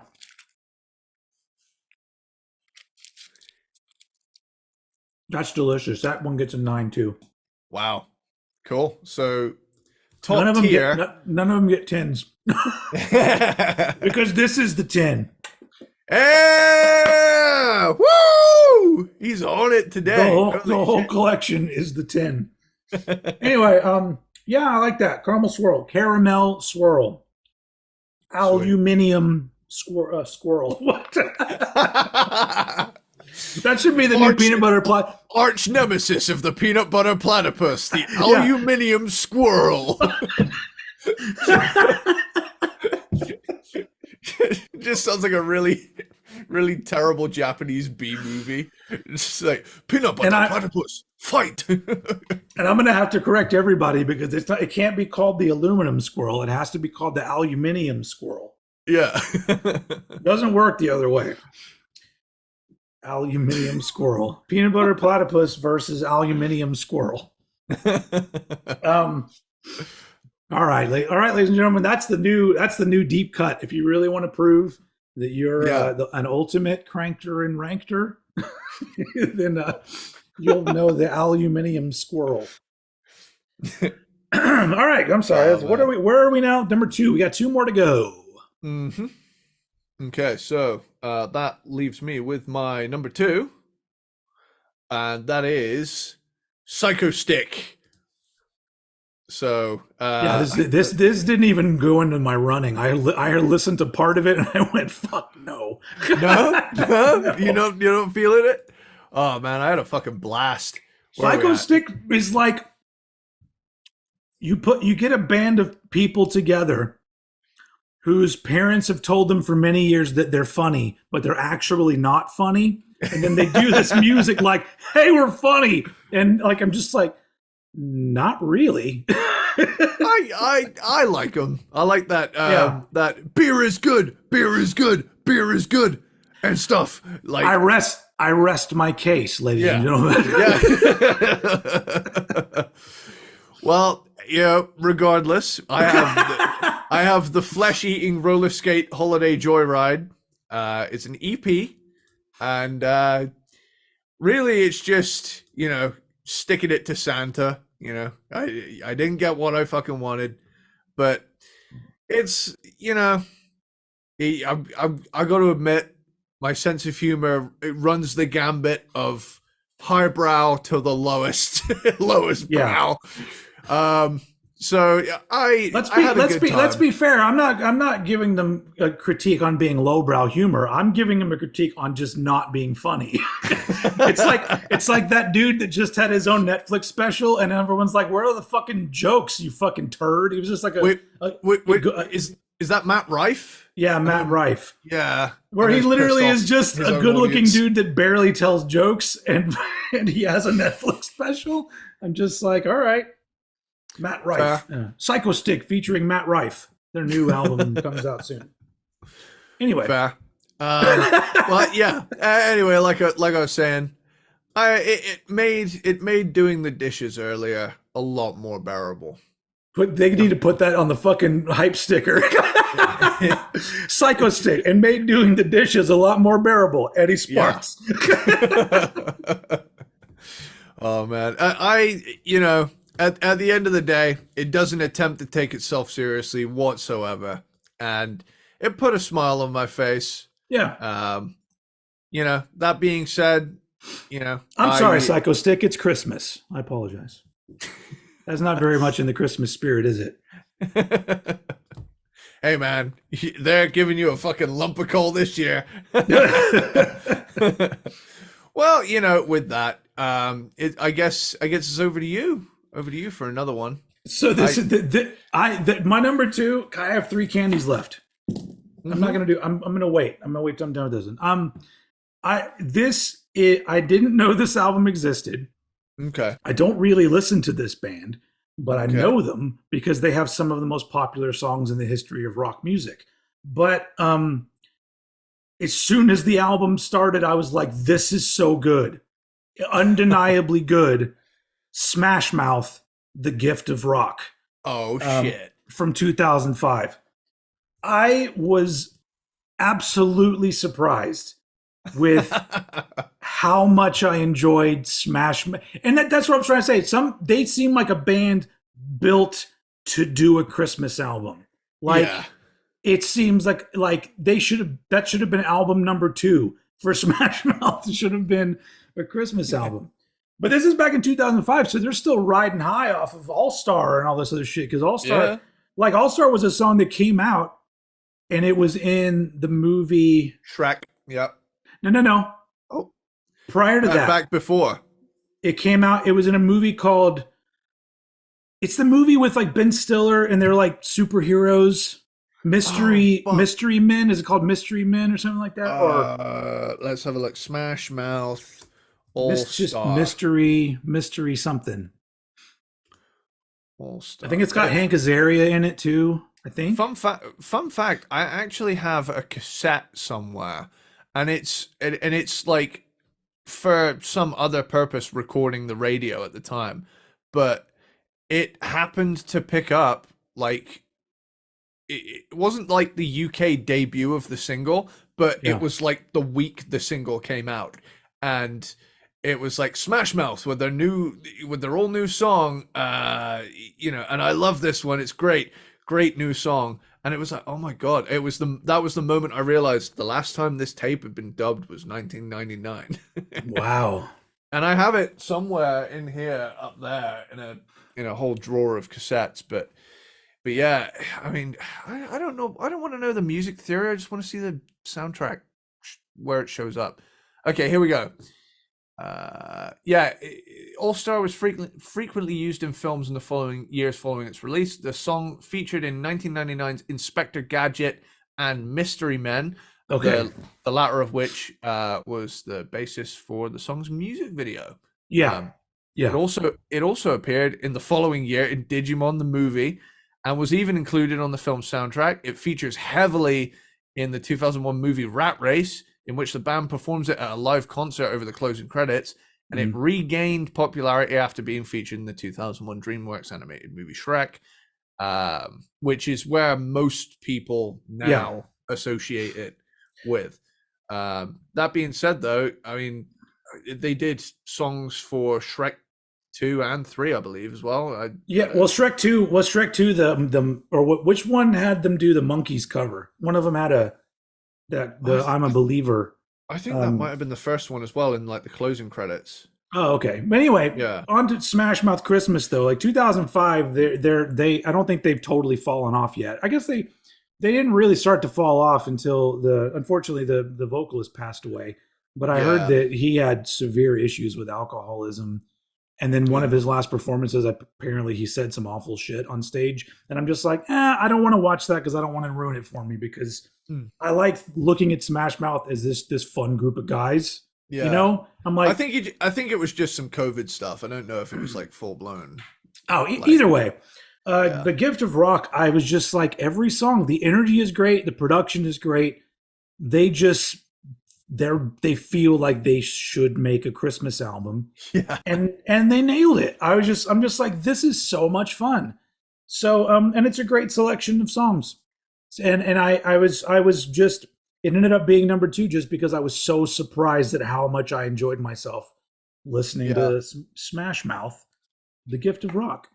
And yeah, that band was all over the place for a little while. They were like in all kinds of movies, and like they were just, I just felt like they were just a band that like they took every fucking opportunity that came their way, which is really smart for like a band like that. Cause sure, maybe they got oversaturated, but they're like, yeah, we said yes to every movie, or whatever, and then now they don't have to play any more shows anymore if they don't want to. But I think they have a different vocalist now, and they still do shows. But I think now, unfortunately, I think they've been relegated to like state fair kind of things, Yeah. Yeah. Anyway, yeah. I'm looking forward to listening to that. That sounds fun.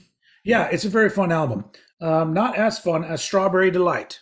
Oh, here we go. Which we on. Oh God, I'm gonna go vomit after we finish this show. Oh shit. Yeah, if you have to do it like a wine taster where you like kind of like chew it up and then spit it out, that's fine. Oh. Yeah, see, I thought you'd like this. Wow. Could it beat the orange cream? No, okay. Not going to beat orange cream, but it's a solid 8. Yeah. It's a solid 8. That's a great flavor. Yeah. Wow. That's a good one. That's beloved. Yeah. That's a really nice, the strawberry creaminess of it. Mm-hmm. I'm not a very good food taster because I don't know words to describe food. Some people Hints are really good pine. I would hope not. That's awful.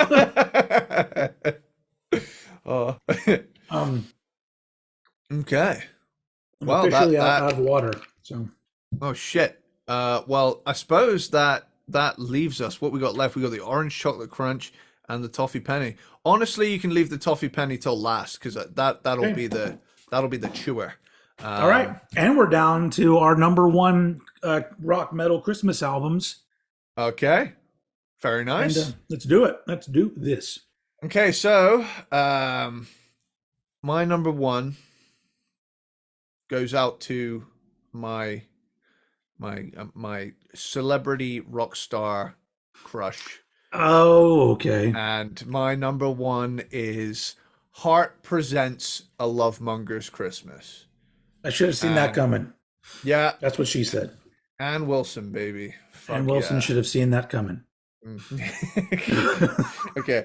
Heart Lovemongers Christmas. There it is. I found myself,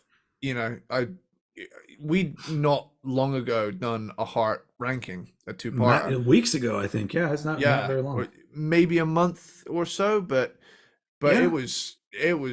That was a good ranking. Anyway, this is a mixture of originals, even carols, but also Christmas standards.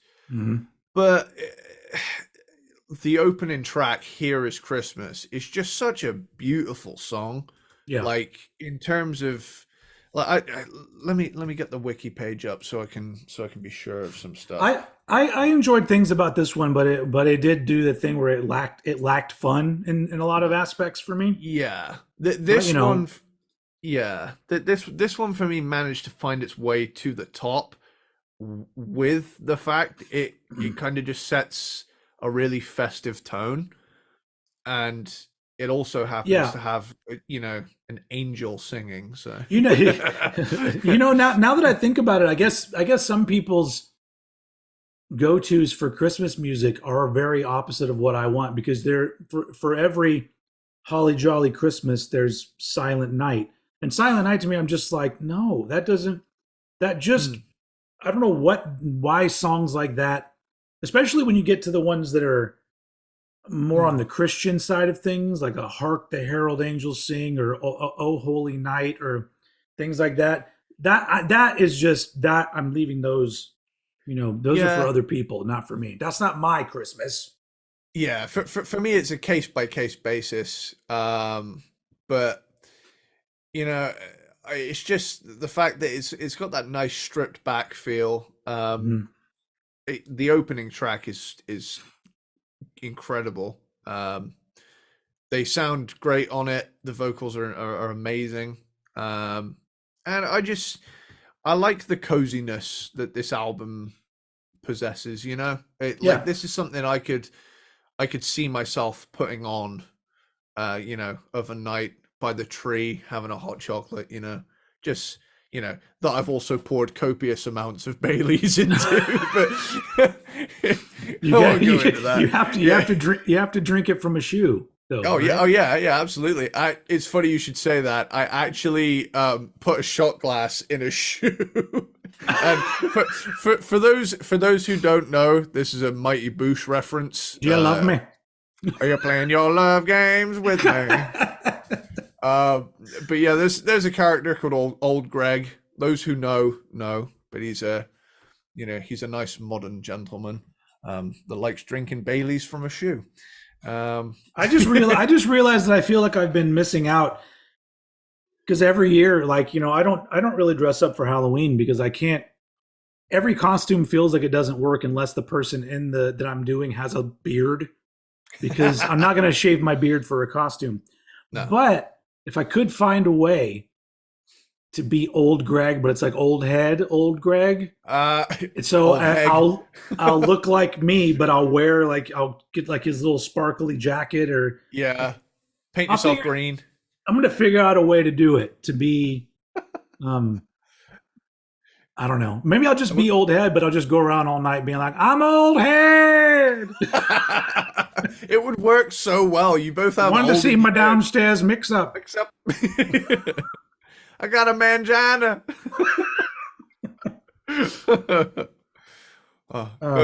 What you doing in the waters? I'm not fishing. It's attached to your rod, mother liquor.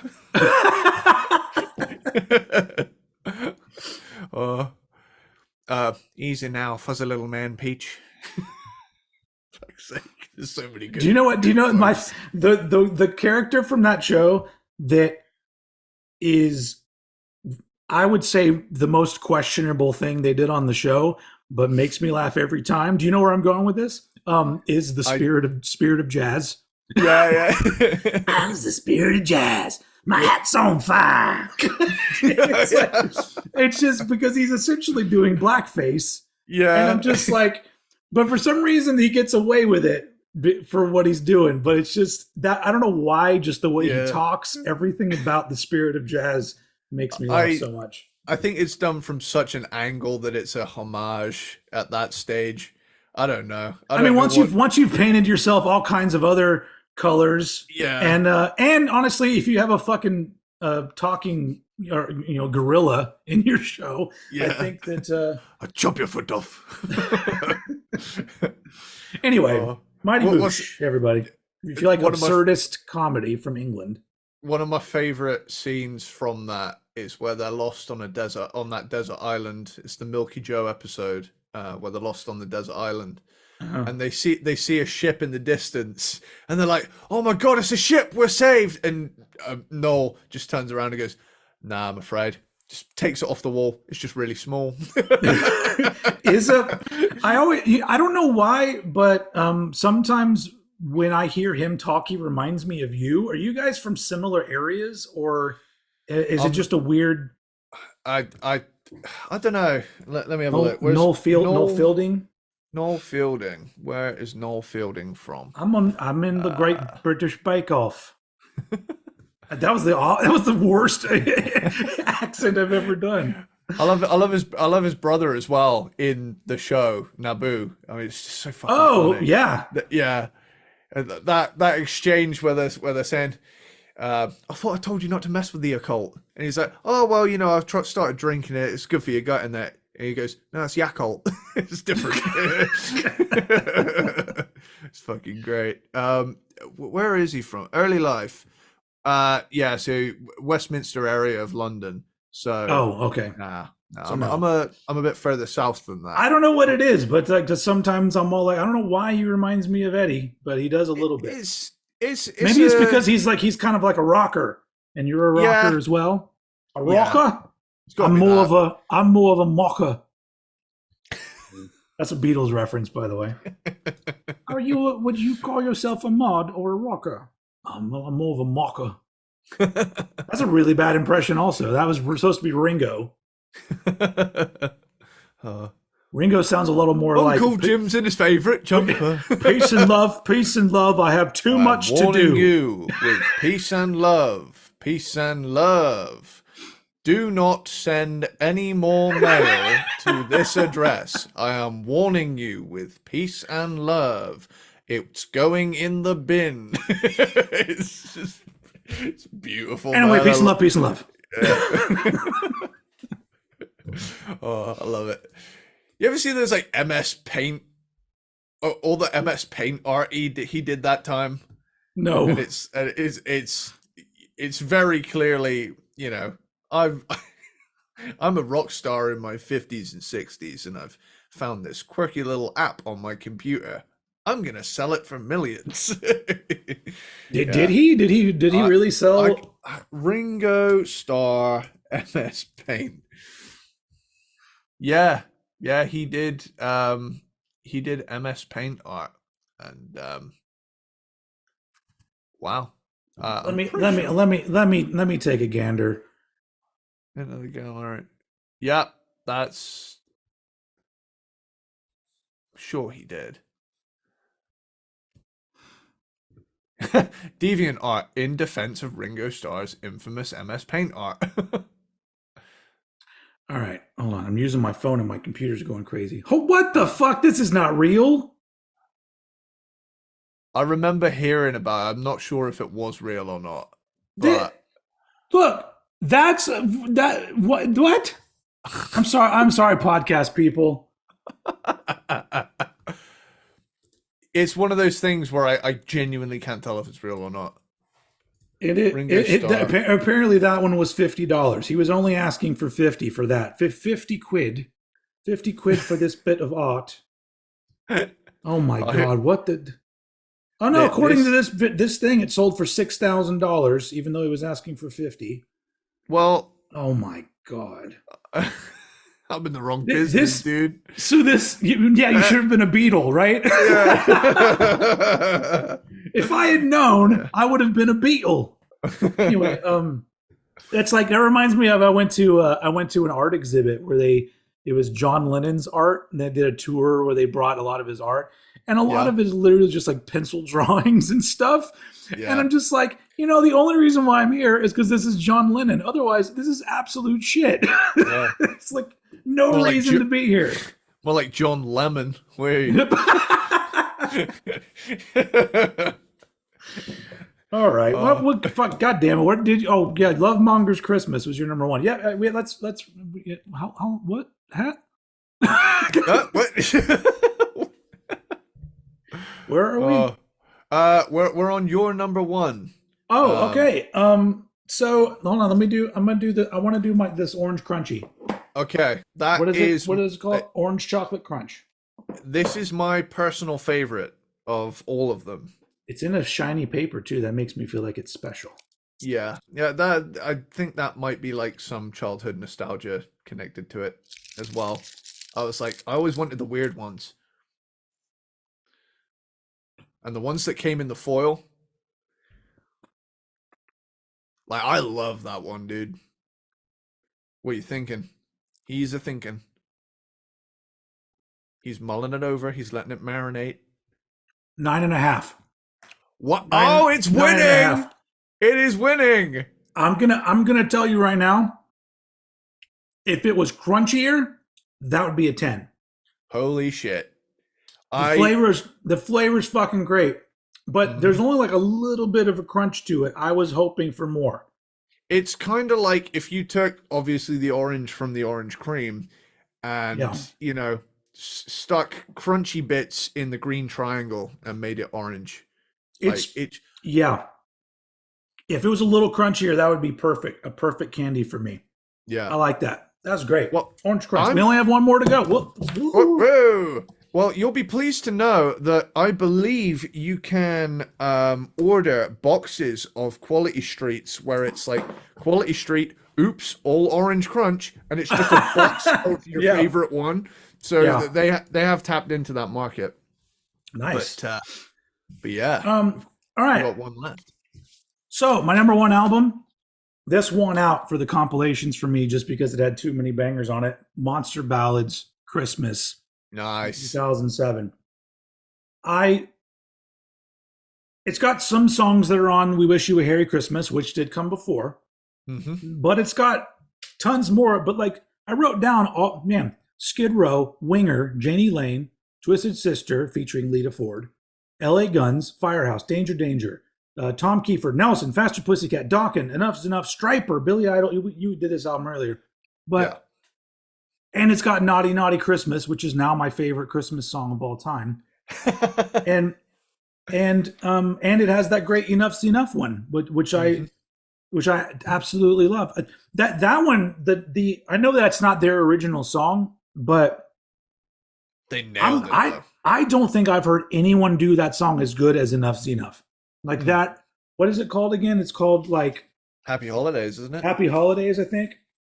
Somewhere in here. Yeah, Happy Holiday.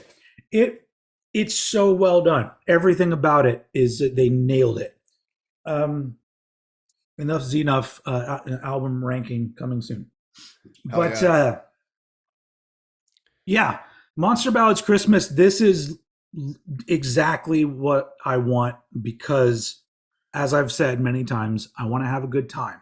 I want to feel festive. I want the songs to be energetic.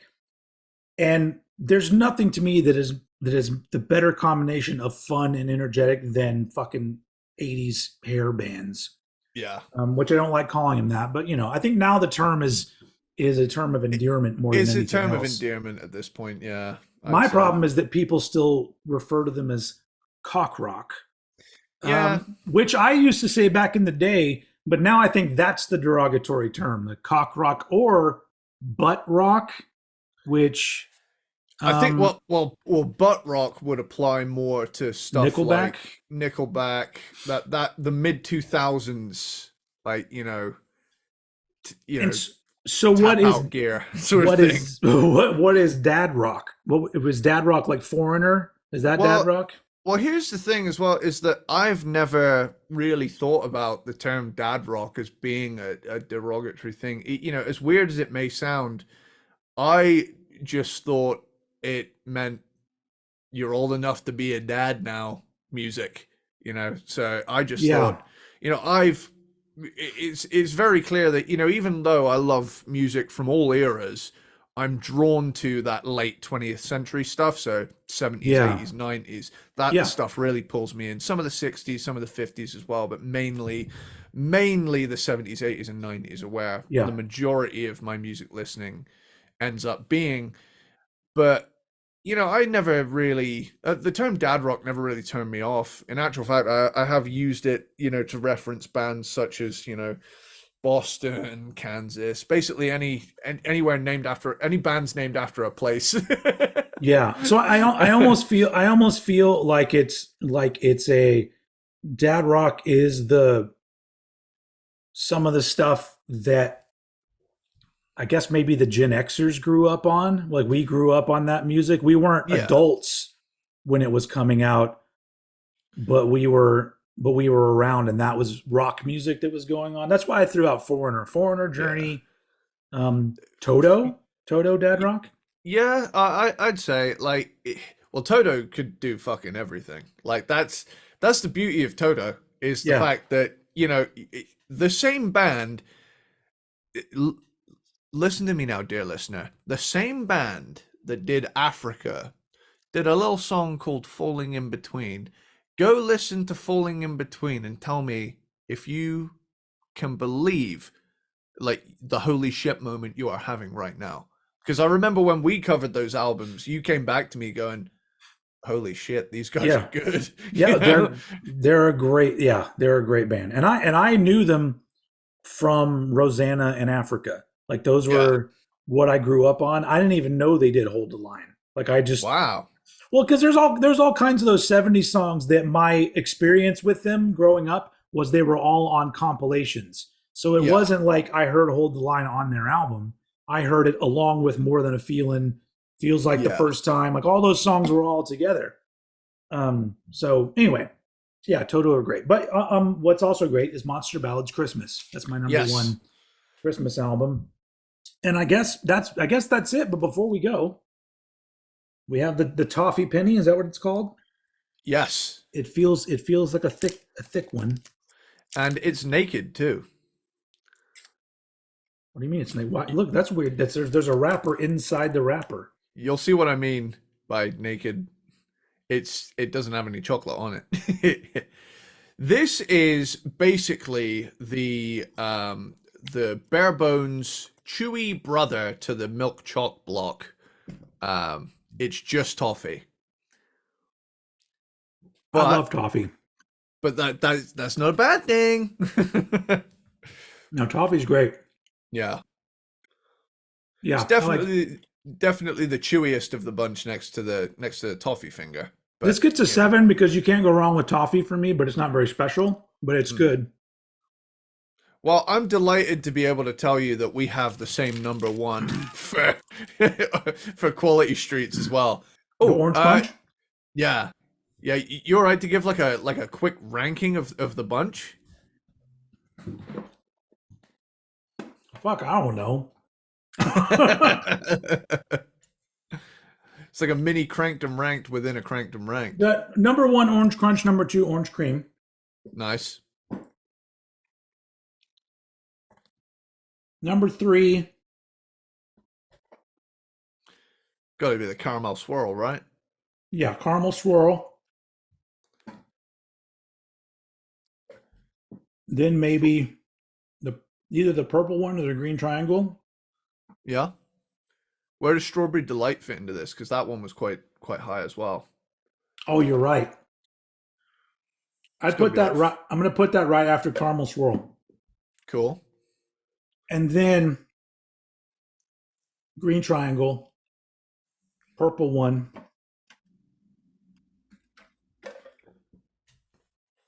toffee finger, milk chalk block. Yeah. Then next to last would be fudge fondant, and then last but not least, coconut eclair. Is that cover them all? Yeah, I'm not surprised by the coconut eclair. That definitely is the divisive one in the bunch. All good though. All good. They're sweets. You can't go wrong with it. Yeah, and I got to be honest. Barring maybe the purple one being quite a bit higher for me, we have basically the same list. Look at how much I have left. Yeah, I know. Yeah. That's gonna take you a while. Oh yeah, yeah. Because even on a normal day, I'll have maybe 2 of these, and that'll be enough for me. Well, here's the thing. I lack a little something called self-control. So when I open it up and I see all the colors, I'm like, I must have one for each color of the rainbow. Well, the reason why I love chocolates and sweets like these. Is because of the lasting quality of them in my mouth. Yeah. Because that's what keeps me from eating too many. Whereas if you just give me a box of cookies, I'm gonna eat all the fucking cookies because it's just me eating them because I love cookies so much. But the beginning and end starts and ends with me finishing the pack. Whereas if you've got a variety going, I see what you mean. Yeah, it kind of it reminds you, oh yeah, I've had 3 of these. But also I'm able to just leave. I love having like these kind of sweets just in my mouth and have the flavor be there. I'm not chewing them; they're dissolving in my mouth.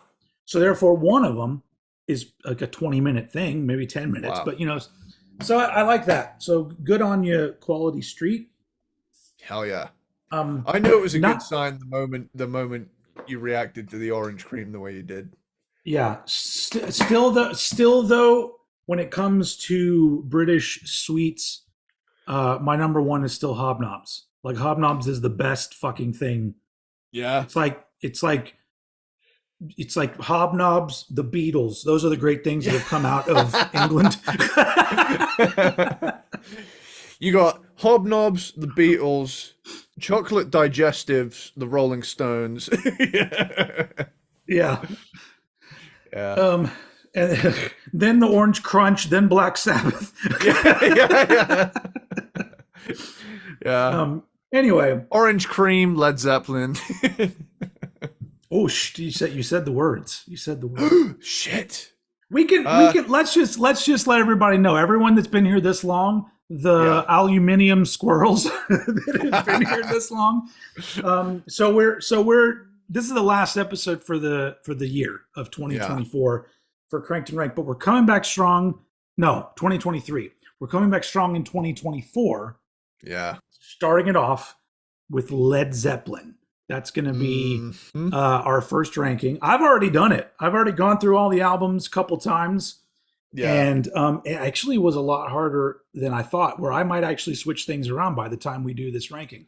But I'm actually kind of glad that the Led Zeppelin ranking has been postponed, because I definitely feel like I can now sink in deeper, go in deep with every album here, with multiple listens now, because this is one of the most influential discographies out there. It also really has informed me of what kind of Led Zeppelin fan I am, because I 100% am, but there's particular Led Zeppelin that is what checks all the boxes for me. And so that's been interesting. So we'll talk about that. That'll be the first of the new year. We'll be back with Led Zeppelin. We have all kinds of shit. Every one of you that speaking of that, before we go, he's probably not watching, but I got an email. I get emails every once in a while. And it's so funny that I just now remembered. So his name is Robert, and one of his big requests was that we do Enough's Enough. And, and he also requested Bang Tango, DAD, Faster Pussycat. We can do all those bands. Absolutely. And thank you, Robert, I'm sorry I didn't respond, but I'm bad at responding, mostly because I hate typing things out. But I'm responding to you here. I appreciate your words about the show. He did say you both do an excellent job reviewing and ranking albums. The commentary is always intelligent, detail-oriented, and humorous, which I love. But here's my big takeaway. He signed it with his name. I'm not gonna give out his last name, but his name is Robert F. Esquire. Motherfucker is a lawyer. We have attorneys. That's an attorney, right? Esquire. That means we have attorneys. Hold on, and below it says the law office of and his name. We have a goddamn. We have lawyers attorneys listening to the show. Lawyers. Better Call Saul is so like that is amazing right there. Because like I love all of our fans. You're all equal in my eyes. But I rarely get a glimpse of like I imagine like a lot of you are like me, where you've had tons of jobs and you finally settle on one, but you're not too happy with it. Or whatever. But just when I see someone, I'm like, motherfucker. And I think before there was somebody who's actually a doctor that listens to us as well. Yeah. That was years ago, I think. I don't know if he still does. But not only an attorney, but he has his own law office, and he listens to Cranked and Ranked. So that is if I was going to have a Christmas wish, it'd be like, hey, now I know where to go if I have any legal issues. I was going to say, if we ever get a copyright claim, we've got a great guy in our corner. So yes. Anyway, so anyway, what I forgot where I was going with that, but I was just saying something about who knows. All right, bye everyone. Lawyers. So that's the end of the Christmas holiday special. Although most of that shit was Christmas music, but either way. And it's been fun as usual. I hope you all had fun as well, either watching on this or listening. Oh, the other thing I was going to say was that every time somebody requests bands and say, hey, are you going to do this band? The answer is almost always yes. It's already in the list. And the list is like... I'm currently looking at the list right now, and it is massive. Yeah, so almost every single one that I've ever been suggested, it's already in the list, and it will happen. And sometimes I like, if it's one that we would never do, then I'll probably tell you, but I don't know.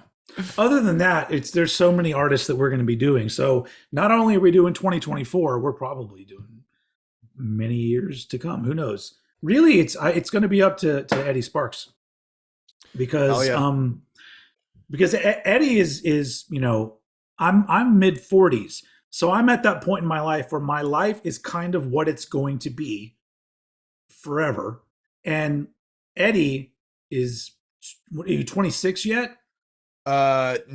This coming May, I will be 26. Okay, so he's 25, but I know what happened in my life between 25 and 40, and a lot changed, a fucking lot. So but that's fine. So if ever one day you move on in your life, no hard feelings, but this will remain a fucking constant, dude. This has for the last 3.5 years. Or is it 4.5 technically? Because we started in 2020. Started in 2020. So it's been three. It's been 3.5, right? Yeah, 3.5 years. For the last 3.5 years, this podcast has centered me and given me sanity and purpose in some of my weaker moments as a man. That's great. I love that, and it's helped me too in the same sort of way. But not only that, it's the added bonus of I'm constantly a person that I don't ever want to be talking out of my ass. So I rarely, I rarely talk about bands. My garage band keeps fucking up. So we may be doing the audio from the video because it's all sorts of issues. Anyway. I never want to talk. I never want to just, because a lot of people on the internet do that. They talk about shit they know nothing about. But Cranked and Ranked gives me the opportunity to get to know more shit. And I feel like overall, not only does it give me an insight into things that I didn't know about before, but I think it also informs what I love about the things that I love even more, comparing them to other things. So it just makes me a better music commentary guy, I guess. Overall, I think it's made me a better musician as well. Like, being not necessarily pushed out of my comfort zone, because I love so much of what we talk about, but just being bombarded with new music every week for the past 3.5 years, it's made me, it's basically, I've come out the end of this so far just way more cultured, in terms of just knowing music. I mean, I did the math the other day in one of my I've got nothing to do, so I'm going to do something really nerdy moments, and and this was months back, and I tallied it up, and I went through all of the discographies we covered with a calculator, put in every amount of albums we've covered, and I would not be surprised if we have passed 1,000 albums at this point. Wow. Because when I checked, it was 800 something. Man, and when you think about it, on top of that, all the albums I just listened to on my own and throughout my life, how many albums have I listened to in my life? Individual. Above average. Yeah. Way above. Yeah. Because, a lot of people have had, you get the casual music fan. I mean, they don't even have CDs anymore. Well, casual person, It's the kind of person that comments things like, "Yeah, I used to listen to that." I'm like, "Used to? Yeah. Why are you not still listening to all this stuff?" I mean, as it stands now, in terms of, I'm looking at the list of the year and band episodes we've done. There are 77 total. So, yeah. And that's a hell of a lot of albums. Yeah. And I don't even know if that's updated as well. But looking at the stack of bands that we have yet to cover, I remember seeing a comment one time like, "What are you going to do when you run out of bands?" It's like, do you know how many bands there are? How many weeks there are in the average human lifetime? It's going to be it's going to be such a long time that you're going to be like, "Hey, old head, should we do Nirvana again?" And I'm going to go like, who's Nirvana?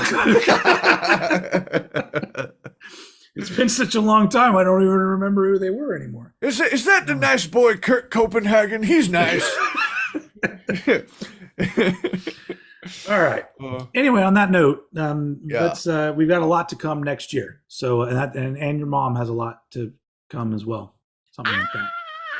I got him. So funny bone on the chair. Funny bone on the chair. Ow. That's a sign. That's a sign from God right there. Eddie's hurt. Call it. Throw in the towel. All right, everybody. Everybody have happy holidays and a happy new year.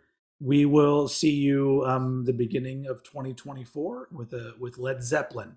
So yeah, everybody, we love all of you. So as usual, I'm going to throw it over to Eddie Sparxx for one last time in 2023 to take us out.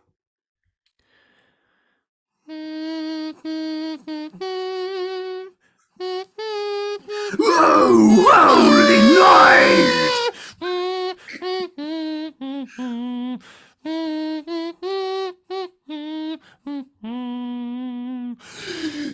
Oh, holy night! The stars are brightly shining. It is the night. Fucking hell! That's way better than mine. I'm getting there, dude. I'm gonna join Obituary on stage 2024. Start a petition. Start a petition now. All right. Bye, everyone. Later, dude.